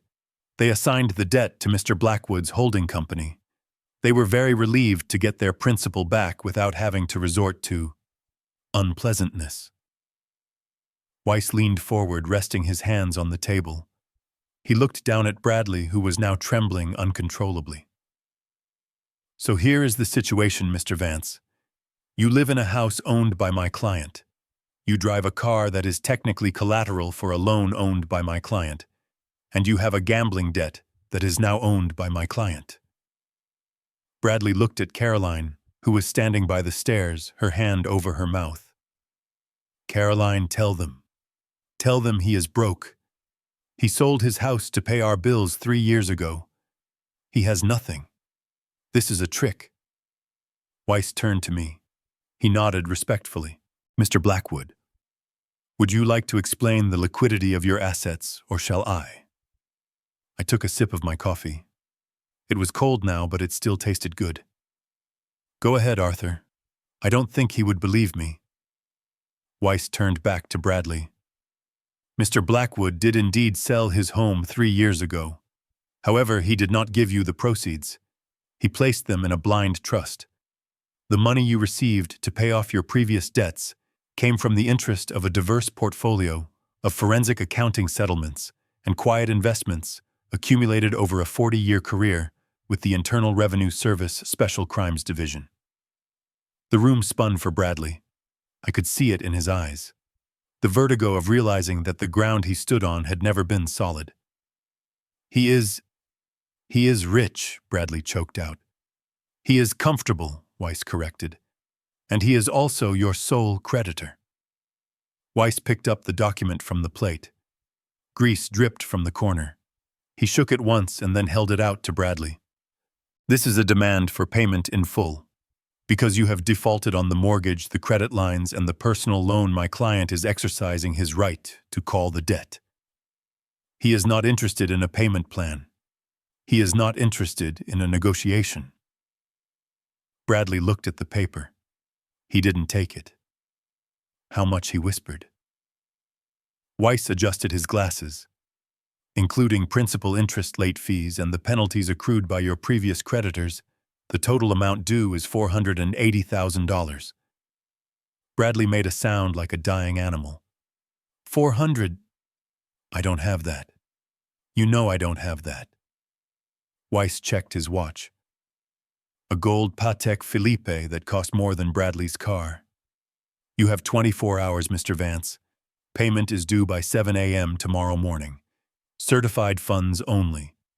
If payment is not received, my client will begin immediate asset seizure. We will take the house. We will take the cars. We will take the contents of your bank accounts, assuming the FBI hasn't already frozen them. And we will garnish any future wages you might earn, assuming you ever find employment again after today. But where am I supposed to go? Bradley cried. This is my house. Weiss dropped the greasy document onto Bradley's lap. It stained his silk robe. It is Mr. Blackwood's house, Weiss said, cold as ice. You are just a guest who has overstayed his welcome. And considering you assaulted the landlord last night, I would suggest you start packing. You have 24 hours to pay or vacate. And Mr. Vance, if you damage a single piece of drywall on your way out, I will make sure you spend an extra 5 years in civil court after you get out of federal prison. Bradley looked at me. He looked at the father-in-law he had slapped. He looked at the man he had tried to kill for insurance money. He realized with a dawning horror that I hadn't just survived him. I had bought him. I owned his past, his present, and his future. I cut another piece of my steak and put it in my mouth. I chewed slowly, savoring the flavor. Tick-tock, Bradley, I said softly. Tick-tock. The scream that tore through the dining room did not come from the man in handcuffs. It came from the woman standing at the foot of the stairs. Caroline rushed forward, her face twisted into a mask of disbelief and hysteria that mirrored the ruin of her life. She grabbed the edge of the table, her knuckles turning white as she stared at the legal documents Weiss had dropped onto the stake. Dad, stop this, she shrieked, her voice cracking. What is wrong with you? Where did you get this money? You do not have millions of dollars. You are a retired tax clerk. You lived paycheck to paycheck for 40 years. She looked at Agent Miller, then at Mr. Sterling, pleading with them to see reason. Do not listen to him, she begged. He is confused. He is having an episode. Or he is lying. Yes, he must be lying. Dad, did you steal this money? Is that it? Did you get involved in something illegal to try and pay Bradley back? You are going to get us all sent to prison. Bradley looked up from the floor, a flicker of hope lighting his eyes. Yes, he stammered. Yes, that has to be it. He is a fraud. He has been faking his identity. Arrest him, Agent Miller. Arrest him for fraud. I did not shout. I did not argue. I simply stood up. The movement was slow and deliberate. I placed my napkin on the table next to my coffee cup. I buttoned my jacket. I rolled my shoulders back, and for the first time in 3 years, I let the posture of the old man fall away completely. My spine straightened, my chin lifted, the cloudiness in my eyes vanished, replaced by a clarity that was sharp enough to cut glass. The room went quiet. Even Caroline stopped screaming. She took a step back, instinctively reacting to the change in the air pressure. The man standing at the head of the table was not the father she had ordered to the basement. He was a stranger. "I am not a tax clerk, Caroline," I said, my voice dropping an octave, resonating with a quiet, terrifying authority. "And I certainly did not steal a dime. I earned every single cent of that money catching people who did."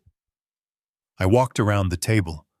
My footsteps were heavy and rhythmic on the hardwood. I stopped in front of her. I looked down at my daughter, and for the first time she saw the man I had been before I became her father. "You think I spent 40 years filing tax returns in a cubicle?" I asked softly. "You think I spent my life checking math on W-2 forms?" I laughed, a dry, humorless sound. "I was a senior forensic accountant for the IRS Special Crimes Division, Caroline. I was the man they called when the FBI could not follow the money.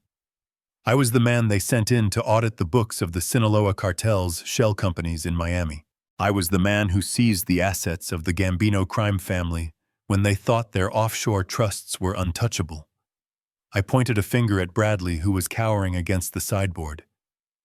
"Your husband thinks he is a criminal," I said with dripping contempt. "He thinks because he stole $80,000 from a corporate escrow account and gambled it away on a website that he is a player. He is a child. He is a gnat.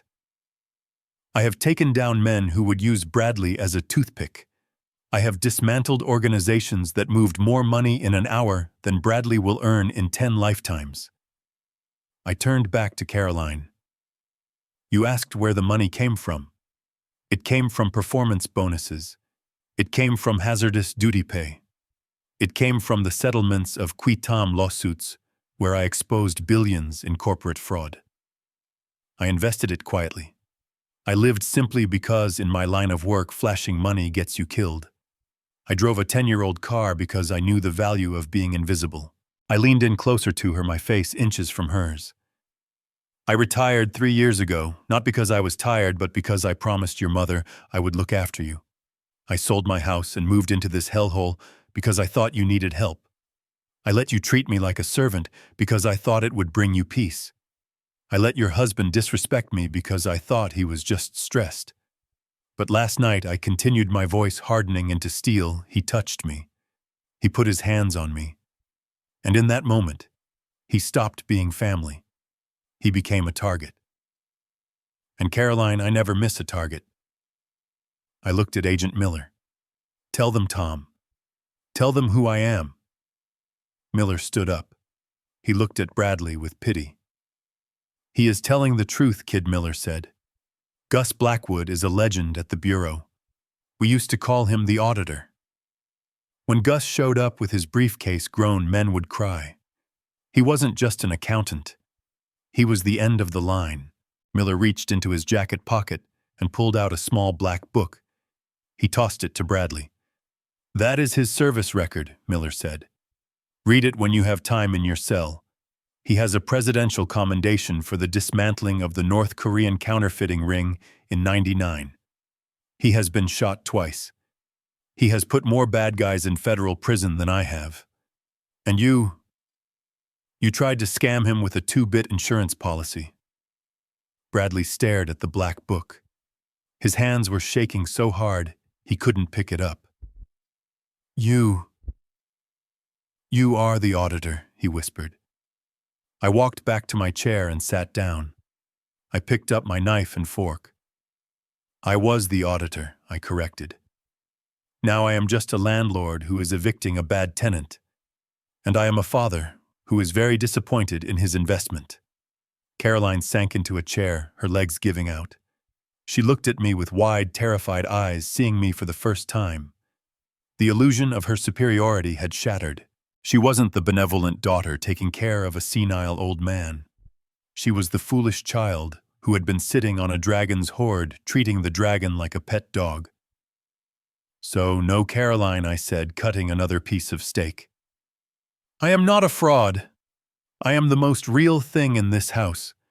And right now I am the only thing standing between you and the street. So I suggest you stop screaming and start thinking very carefully about whose side you are on.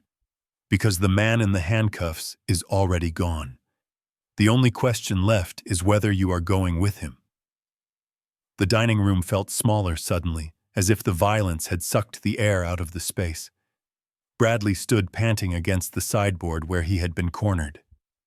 His eyes were wide and wet, darting frantically from the handcuffs on the table to the service record on the floor. The arrogance that had defined him for 3 years was gone, replaced by the raw, panicked instinct of a trapped animal. He looked at me and he didn't see a father-in-law anymore. He saw the architect of his ruin. He saw the man who had quietly dismantled his entire life while he slept. "You set me up," he hissed. The sound was low and guttural, vibrating with a hatred so pure it was almost impressive. "You planned this. You let me think I was winning. You let me think you were weak." I sat perfectly still, my hands folded on the table. "I did not plan your greed, Bradley," I said calmly. "I did not plan your theft. I merely audited the results. That was the spark." The reality of his situation, the sheer weight of the prison sentence hanging over him, snapped the last tether of his sanity. He let out a scream that wasn't human. It was a howl of pure, impotent rage. "I will kill you!" he shrieked. He lunged. He didn't go for the door. He didn't run for freedom. He went for the silver steak knife sitting next to his empty plate. The knife I had sharpened myself just hours ago. His hand closed around the heavy handle. Caroline screamed a high, piercing sound that shattered the tension. Weiss flinched, dropping his pen and recoiling in his chair. I didn't move. I didn't flinch. I didn't even blink. I watched him come at me. I saw the muscles in his neck cord, knowing exactly what was going to happen next. I knew because I knew who was sitting to my right. Agent Miller did not shout. He did not reach for his service weapon. He moved with the terrifying economy of a man who had subdued violent felons in spaces much tighter than this. 1 second. As Bradley swung the knife around in a clumsy arc, Miller simply stood up. He stepped into the swing, his left hand shooting out like a piston. He caught Bradley's wrist in midair. There was a sickening wet pop as he twisted the arm backward against the joint. The knife clattered onto the hardwood floor, spinning harmlessly away. 2 seconds. Miller didn't stop. He used Bradley's own momentum against him. He grabbed the back of Bradley's neck with his other hand and drove him downward. It wasn't a fight. It was a correction. Slam. Bradley's face hit the solid oak table with a sound like a melon dropping from a roof. The impact shook the silverware. The crystal glasses chimed. The champagne bucket wobbled. Silence rushed back into the room, instant and absolute. Bradley lay pinned against the table, his arm twisted painfully behind his back. Miller's weight holding him down like an anvil. His face was pressed flat against the wood. His right cheek was smashed against the cold surface right next to the blue legal folder Weiss had dropped there moments ago. The notice of acceleration. It was a perfect tableau. On one side, the face of the man who thought he was untouchable, now mashed and bleeding. On the other side, the document that proved he owned nothing. His nose was less than an inch from the figure $480,000. He was forced to stare at his debt at close range. Miller leaned down, his mouth close to Bradley's ear. "That was a mistake, son," Miller said, his voice devoid of anger, just weary and professional. "Attempted murder of a federal witness. Assault with a deadly weapon on a federal agent. You just graduated from a minimum security camp to a maximum security penitentiary." Bradley groaned. A bubble of blood formed at his nostril. He tried to speak, but his mouth was pressed against the table. "Please," he whimpered. I picked up my coffee cup. I took a slow, deliberate sip. I looked at my son-in-law. I looked at the man who had terrorized my daughter, who had stolen my savings, who had tried to cut my brake lines. "You missed, Bradley," I said softly. "Just like you missed with the brakes. Just like you missed with the roast beef. You are sloppy, and sloppy men do not survive in my world." Miller hauled him up. He spun him around and slammed him back against the wall. He kicked Bradley's legs apart and ratcheted the handcuffs tight. "You have the right to remain silent," Miller recited the words automatic. "But I highly suggest you start talking once we get downtown." Miller looked at me. "Are you okay, Gus?" I set the cup down. "I am fine, Tom. Just disappointed. I thought he would put up more of a fight." I looked at the table where Bradley's face had left a small smear of blood next to the contract.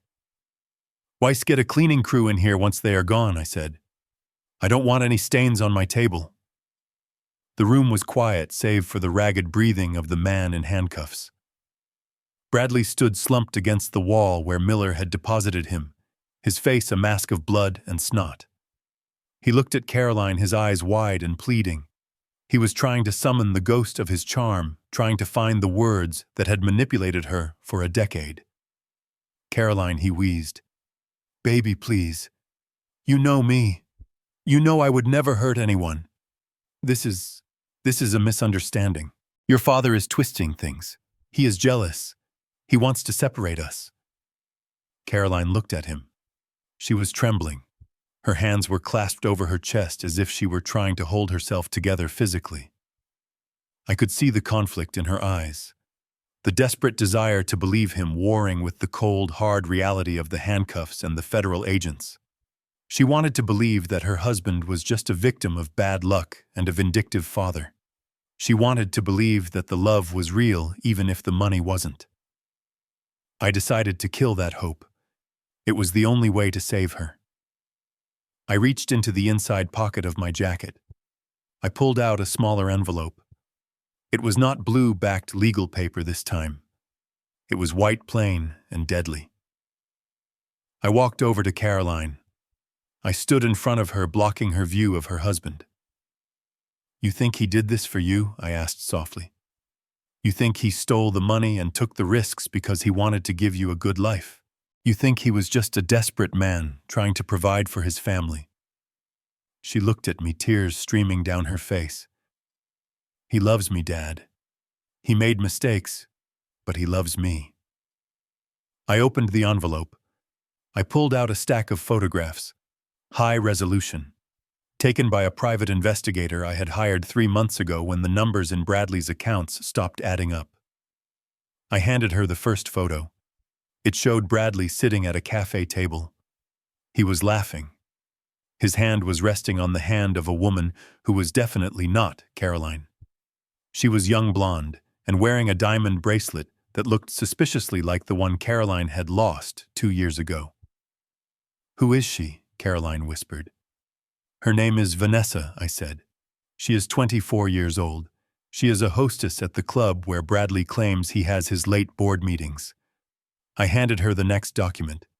It was a lease agreement. "He is not just buying her drinks, Caroline. He is paying her rent. $3,000 a month for a condo in the Marina District, paid for out of the escrow account he embezzled from." I handed her the bank statements. Highlighted in yellow were the transfers. Not to a savings account. Not to a mortgage. To V. Miller. "Look at the dates, Caroline. Look at this one." She looked. December 24th. "Christmas Eve," she choked out. He said he had to work late. He said he was closing a deal for us." "He was," I said. "He was buying her a Cartier watch. See the charge right there. $5,000. Bradley made a noise from the wall, a desperate, strangled protest. "Caroline, don't look at that. It's fake." He forged it. I turned to him. I didn't speak. I just reached into my pocket and pulled out a small digital audio recorder. It was the one I had planted in his car 3 weeks ago. The one hidden under the passenger seat.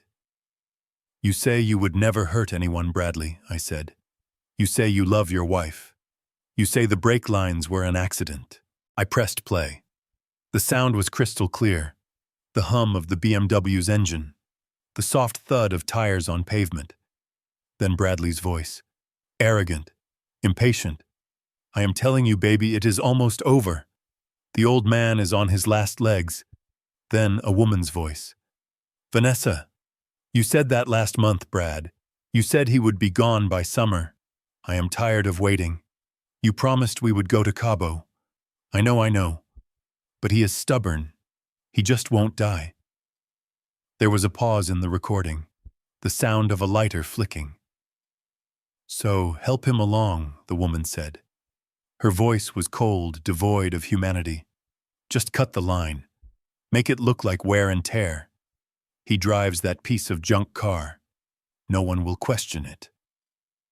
Bradley's laugh on the recording was the ugliest sound I had ever heard. I was thinking the same thing. The master cylinder is weak. If I nick the line just right. Boom. No brakes on the curve by the ravine. And the insurance $2 million. Double if it is accidental death. $4 million, baby. We will be rich. And Caroline, well, she will be grieving. She won't notice if I move the money. I stopped the recording. The silence in the dining room was total.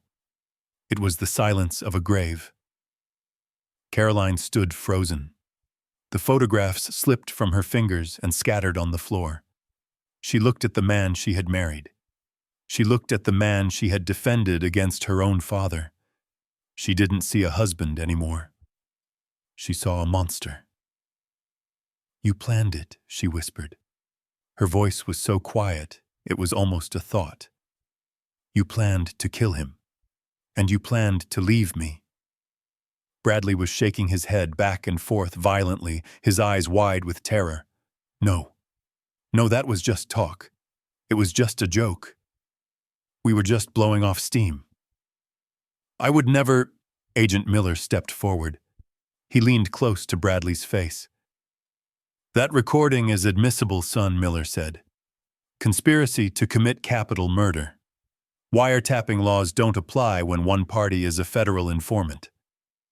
Bradley blinked. Informant. I smiled. I pointed to the recorder. I wasn't just recording you, Bradley.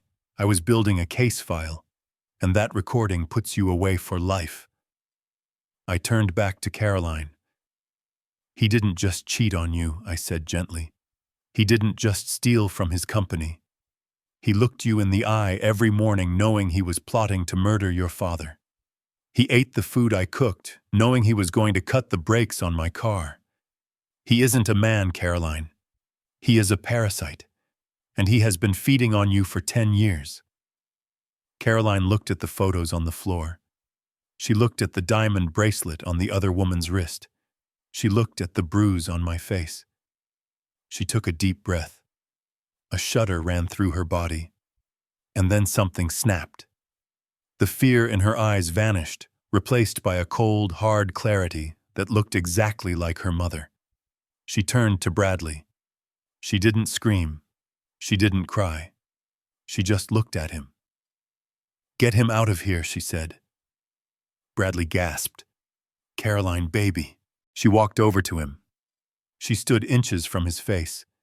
She looked at the blood on his nose. She looked at the handcuffs. I said, get him out, she hissed. I never want to see him again. She turned to Miller. Take him away. Please, just take him away. Miller nodded. He grabbed Bradley's arm. Let's go, kid. You have a date with a judge. They dragged him toward the door. Bradley began to scream, then begging, pleading, sobbing, but no one was listening. He was already a ghost. He was already gone. I watched them leave. I watched the door close behind them. I looked at my daughter. She was standing in the middle of the wreckage of her life. She looked broken. But she was standing. I put the recorder back in my pocket. The evidence was delivered. The verdict was in. Now we just had to clean up the mess. The silence that followed the recording was not peaceful. It was the vacuum left after an explosion. Caroline stood in the center of the room surrounded by the debris of her marriage. The photographs of the mistress were scattered at her feet like fallen leaves. The transcript of the murder plot lay on the table next to the cold steak. She looked at the empty doorway where the FBI had just dragged her husband, and then she looked at me. Her face was pale, stripped of the makeup, and the pretense she had worn like armor for 10 years. She looked like a ghost haunting her own life. She fell to her knees. It was not a graceful collapse. It was a crumbling. She gathered the photos of the other woman, pulling them close to her chest, as if she could hide them from the world by absorbing them into her body. She began to rock back and forth, a low keen escaping her throat. It was the sound of a woman realizing that the castle she lived in was built on a foundation of corpses. I watched her. I did not move to comfort her. I had comforted her enough. I had enabled this blindness for 3 years by shielding her from the reality of her husband's cruelty. I would not make that mistake again. Comforting her now would be like giving morphine to a patient who needed surgery. It would stop the pain, but it would not cure the infection. "Dad," she whispered. Her voice was wet and thick. "You have to stop them. You have to call Agent Miller back." I frowned. I walked closer to her, my shoes crunching on the broken glass from the water tumbler that had shattered the night before. "Stop them," I asked. "Caroline, did you not hear the tape? He planned to kill me. He planned to leave you. He stole from everyone he ever met." She looked up at me. Her eyes were red wild with a desperate, irrational panic. "I know," she sobbed. "I know what he did. But you cannot let him go to prison. Think about the neighbors. Think about the club. Think about the family name. If he goes to jail, everyone will know. We will be pariahs. How can I show my face at the charity gala next week if my husband is a felon?" I stared at her. For a moment I could not speak. The audacity of her request took the breath from my lungs. She wasn't grieving the loss of her husband. She wasn't grieving the betrayal or the attempted murder of her father. She was grieving her social standing. She was worried about the gossip at the country club. I felt the last thread of sympathy I held for her snap. It broke cleanly, leaving behind only a cold, hard resolve. "There is no family name, Caroline." I said, my voice dropping to a temperature that made Weiss look up from his briefcase. "The family name died last night. It died the second you watched that animal strike me across the face and you told me to apologize." She flinched as if I had hit her. But I did not. "It was just a slap, Dad," she pleaded, scrambling to her feet, reaching for my hands. "He was stressed. He didn't mean it. We can fix this. You have money now. You have millions. You can pay off the debts. You can hire a defense attorney. You can make this go away. Please. For me. Do it for me." She grabbed my lapels the same way Bradley had. Her grip was desperate, digging into the wool of my suit. She was begging me to use the fortune I had earned, catching criminals to save a criminal. She wanted me to buy her illusion back. I peeled her fingers off my jacket one by one. I held her wrists for a moment, looking into her eyes, searching for the daughter I had raised. But I didn't see her. I saw an addict addicted to a lifestyle she couldn't afford, addicted to a man who despised her. "No," I said. I released her wrists and she stumbled back. "I am not saving him, Caroline. And I am not saving your reputation. You are worried about the neighbors. The neighbors already know. They saw the police cars. They saw the FBI. The illusion is over. The curtain has fallen." I turned to Weiss. "Give it to me." Weiss reached into his briefcase and pulled out a single document. It was not blue-backed. It was simple white paper stapled in the corner. He handed it to me. I threw it onto the table, on top of the notice of acceleration. "This is a divorce petition," I said. "Weiss drafted it this morning. It cites adultery, financial fraud, and cruelty. It grants you sole possession of nothing because you own nothing. But it grants you freedom." Caroline stared at the paper. Divorce, she whispered. I pointed to the door. Here is your choice, Caroline. And it is the last choice you will ever get to make in this house. You can pick up that pen and sign that paper. You can divorce the man who tried to kill me. You can testify against him. You can choose dignity. If you do that, I will take care of you. I will not give you this house because it is tainted, but I will help you start over. I leaned forward, my face inches from hers. Or you can follow him. You can walk out that door right now. You can go down to the precinct and hold his hand while they book him. You can stand by your man, but if you do that, you do it with nothing. No money, no home, no father.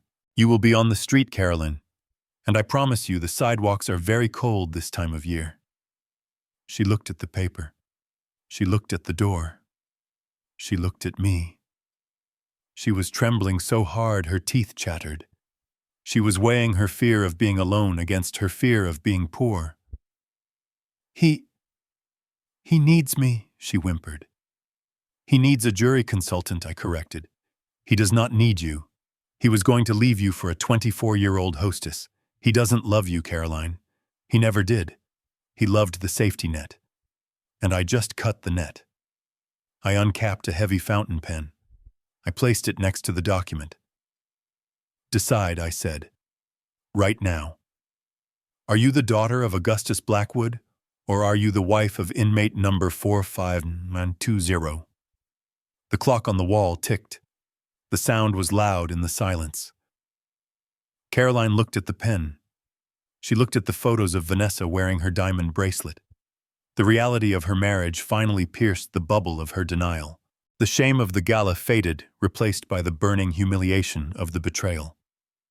She reached for the pen. Her hand shook. She gripped it like a weapon.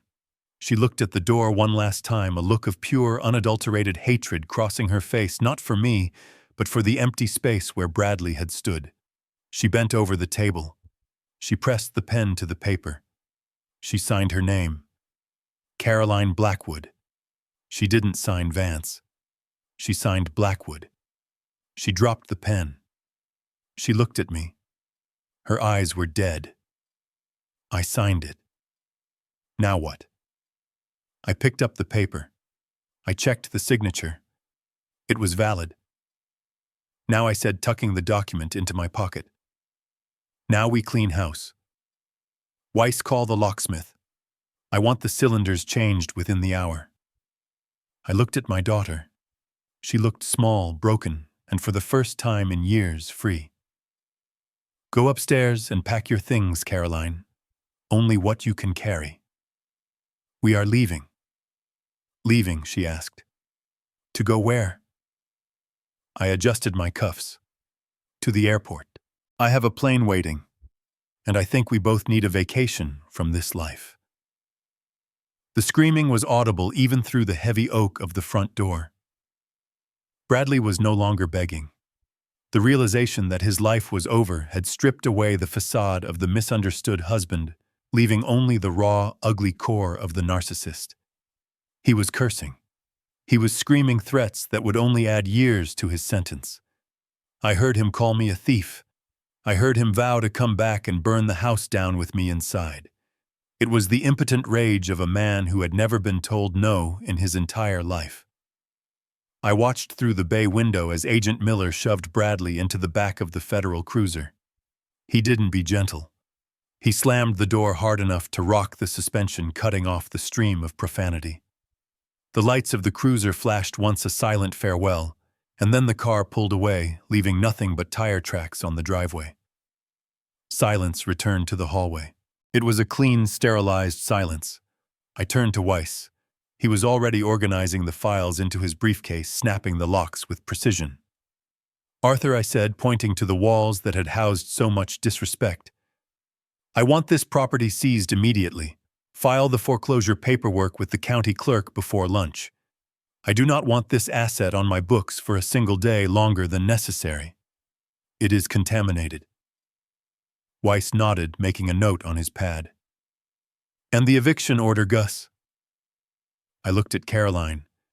She was standing by the stairs, shivering despite the warmth of the morning, clutching the divorce petition to her chest like a shield. She looked terrified.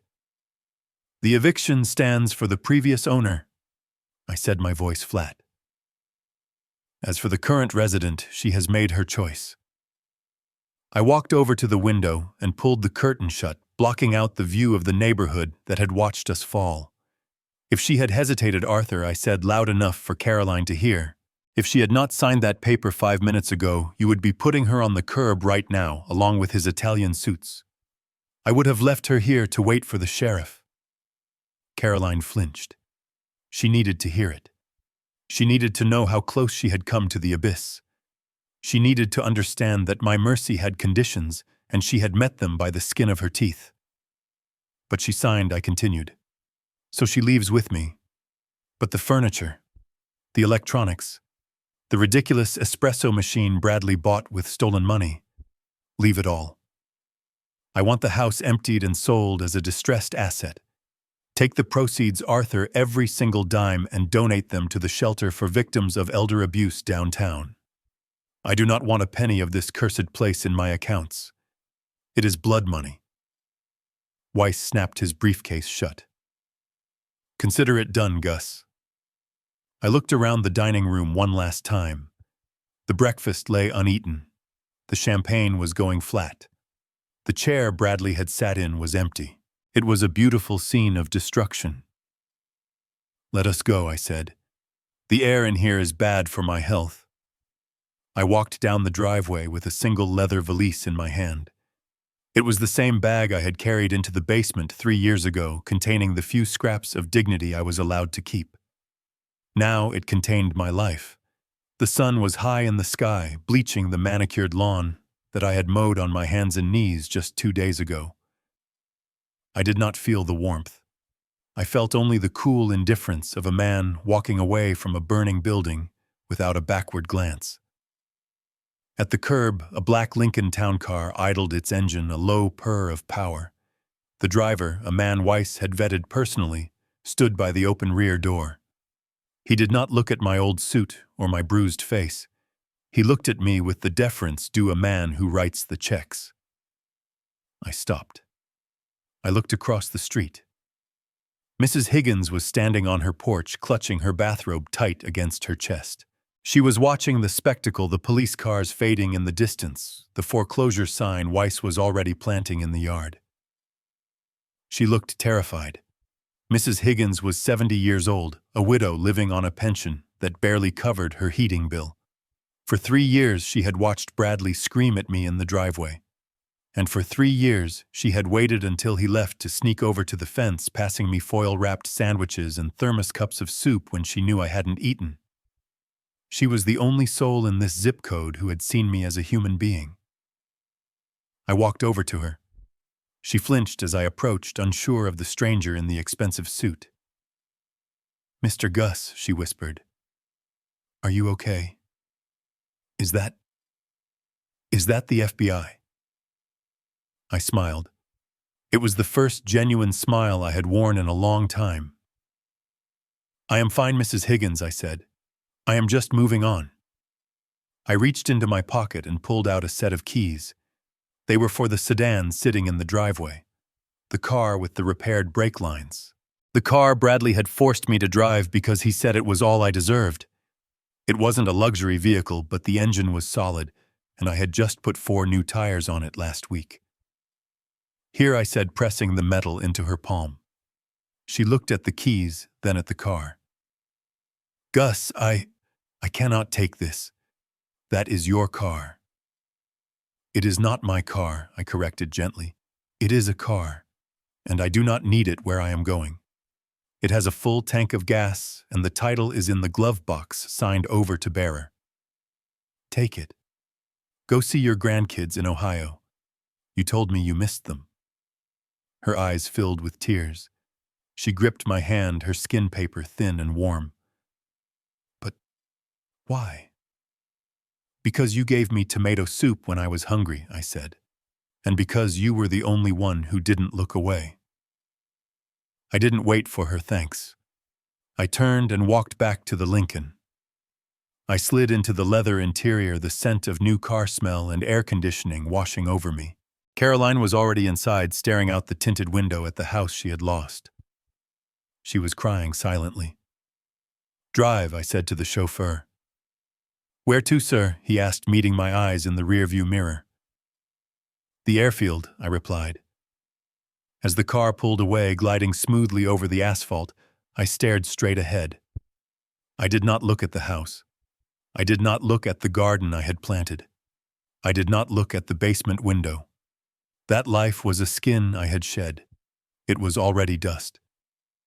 The sun over the Florida Keys does not just shine, it heals. It penetrates the old aches in my joints and burns away the lingering dampness of the basement in Seattle. I sat in the fighting chair on the aft deck of the Ledger, my 40-foot Hatteras watching the wake churn white against the turquoise water. The fishing rod bent into a perfect arch, the line singing against the tension of a tarpon that had decided to test my patience. It was an honest fight. The fish wanted to live. I wanted to catch it. There were no lies here, no hidden agendas, just physics and will. My satellite phone buzzed on the console next to my scotch.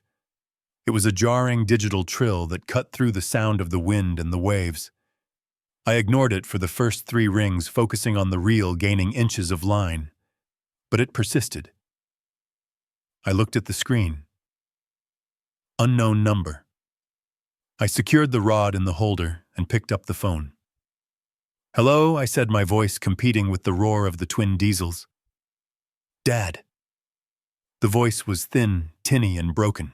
It was surrounded by the clatter of heavy ceramic and the hiss of industrial sprayers. It was Caroline. I did not ask how she got the number. Weiss probably gave it to her with strict instructions never to use it unless someone was dying. "Hello, Caroline," I said. I took a sip of my drink. The ice clinked softly. "Dad, please," she sobbed. "I cannot do this anymore. My hands are bleeding. The manager screams at me if I take a break. I am washing dishes in a diner in Ohio, Dad. I am living in a motel room that smells like smoke."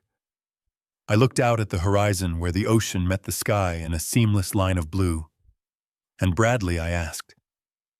"He got 20 years, she whispered. "They sent him to a federal camp in Pennsylvania. He blames me. He says I should have begged harder. He says I should have fixed it." I nodded slowly. He would say that. He never took responsibility for anything in his life. Why should prison be any different? "Dad, send me money. Please. Just enough for a deposit on an apartment. Just enough to get out of here." I learned my lesson. I swear. I know I was wrong. I know you were right. Just save me one last time. I listened to the background noise on the other end of the line. I heard a rough voice shout, "Order up," followed by the crash of a dropped plate. I heard my daughter flinch. I closed my eyes, feeling the sun on my face. For 35 years, I had been her shield. I had stood between her and the world, absorbing every blow, paying every bill, softening every edge. And in doing so, I had created a woman who could not stand on her own 2 feet. I had robbed her of her strength by giving her too much comfort. "I am not going to send you money, Caroline," I said. "But Dad, listen to me." I cut her off, my voice firm, but not angry. "Listen to the pain you are feeling right now. Feel the exhaustion in your back. Look at your raw hands. Do not run from it. That pain is the first real thing you have experienced in a decade." She went silent. "I gave you 35 years of protection, Caroline," I continued, "and it almost destroyed you. It made you weak enough to marry a predator. It made you blind enough to let him hurt your father. I am done protecting you. It is time for you to feel the weight of your own life." "But I will drown," she cried. "Then learn to swim," I said. I pressed the end call button. The connection severed. The noise of the diner vanished, replaced instantly by the peaceful rhythm of the ocean. I picked up the fishing rod. The tarpon was still there, fighting, running deep. I began to reel. The resistance was heavy but manageable. I looked at the water. I looked at the sky. And for the first time in my life, I didn't look back. I spent a lifetime tracking stolen money. But the biggest theft happened right under my nose. I robbed my daughter of her resilience. By shielding her from every storm, I created a woman who sought shelter in a burning house. I learned that true love is not about being a safety net. It is about teaching someone how to fall and get back up. Dignity is not negotiable, and sometimes the only way to save the people you love is to let them save themselves.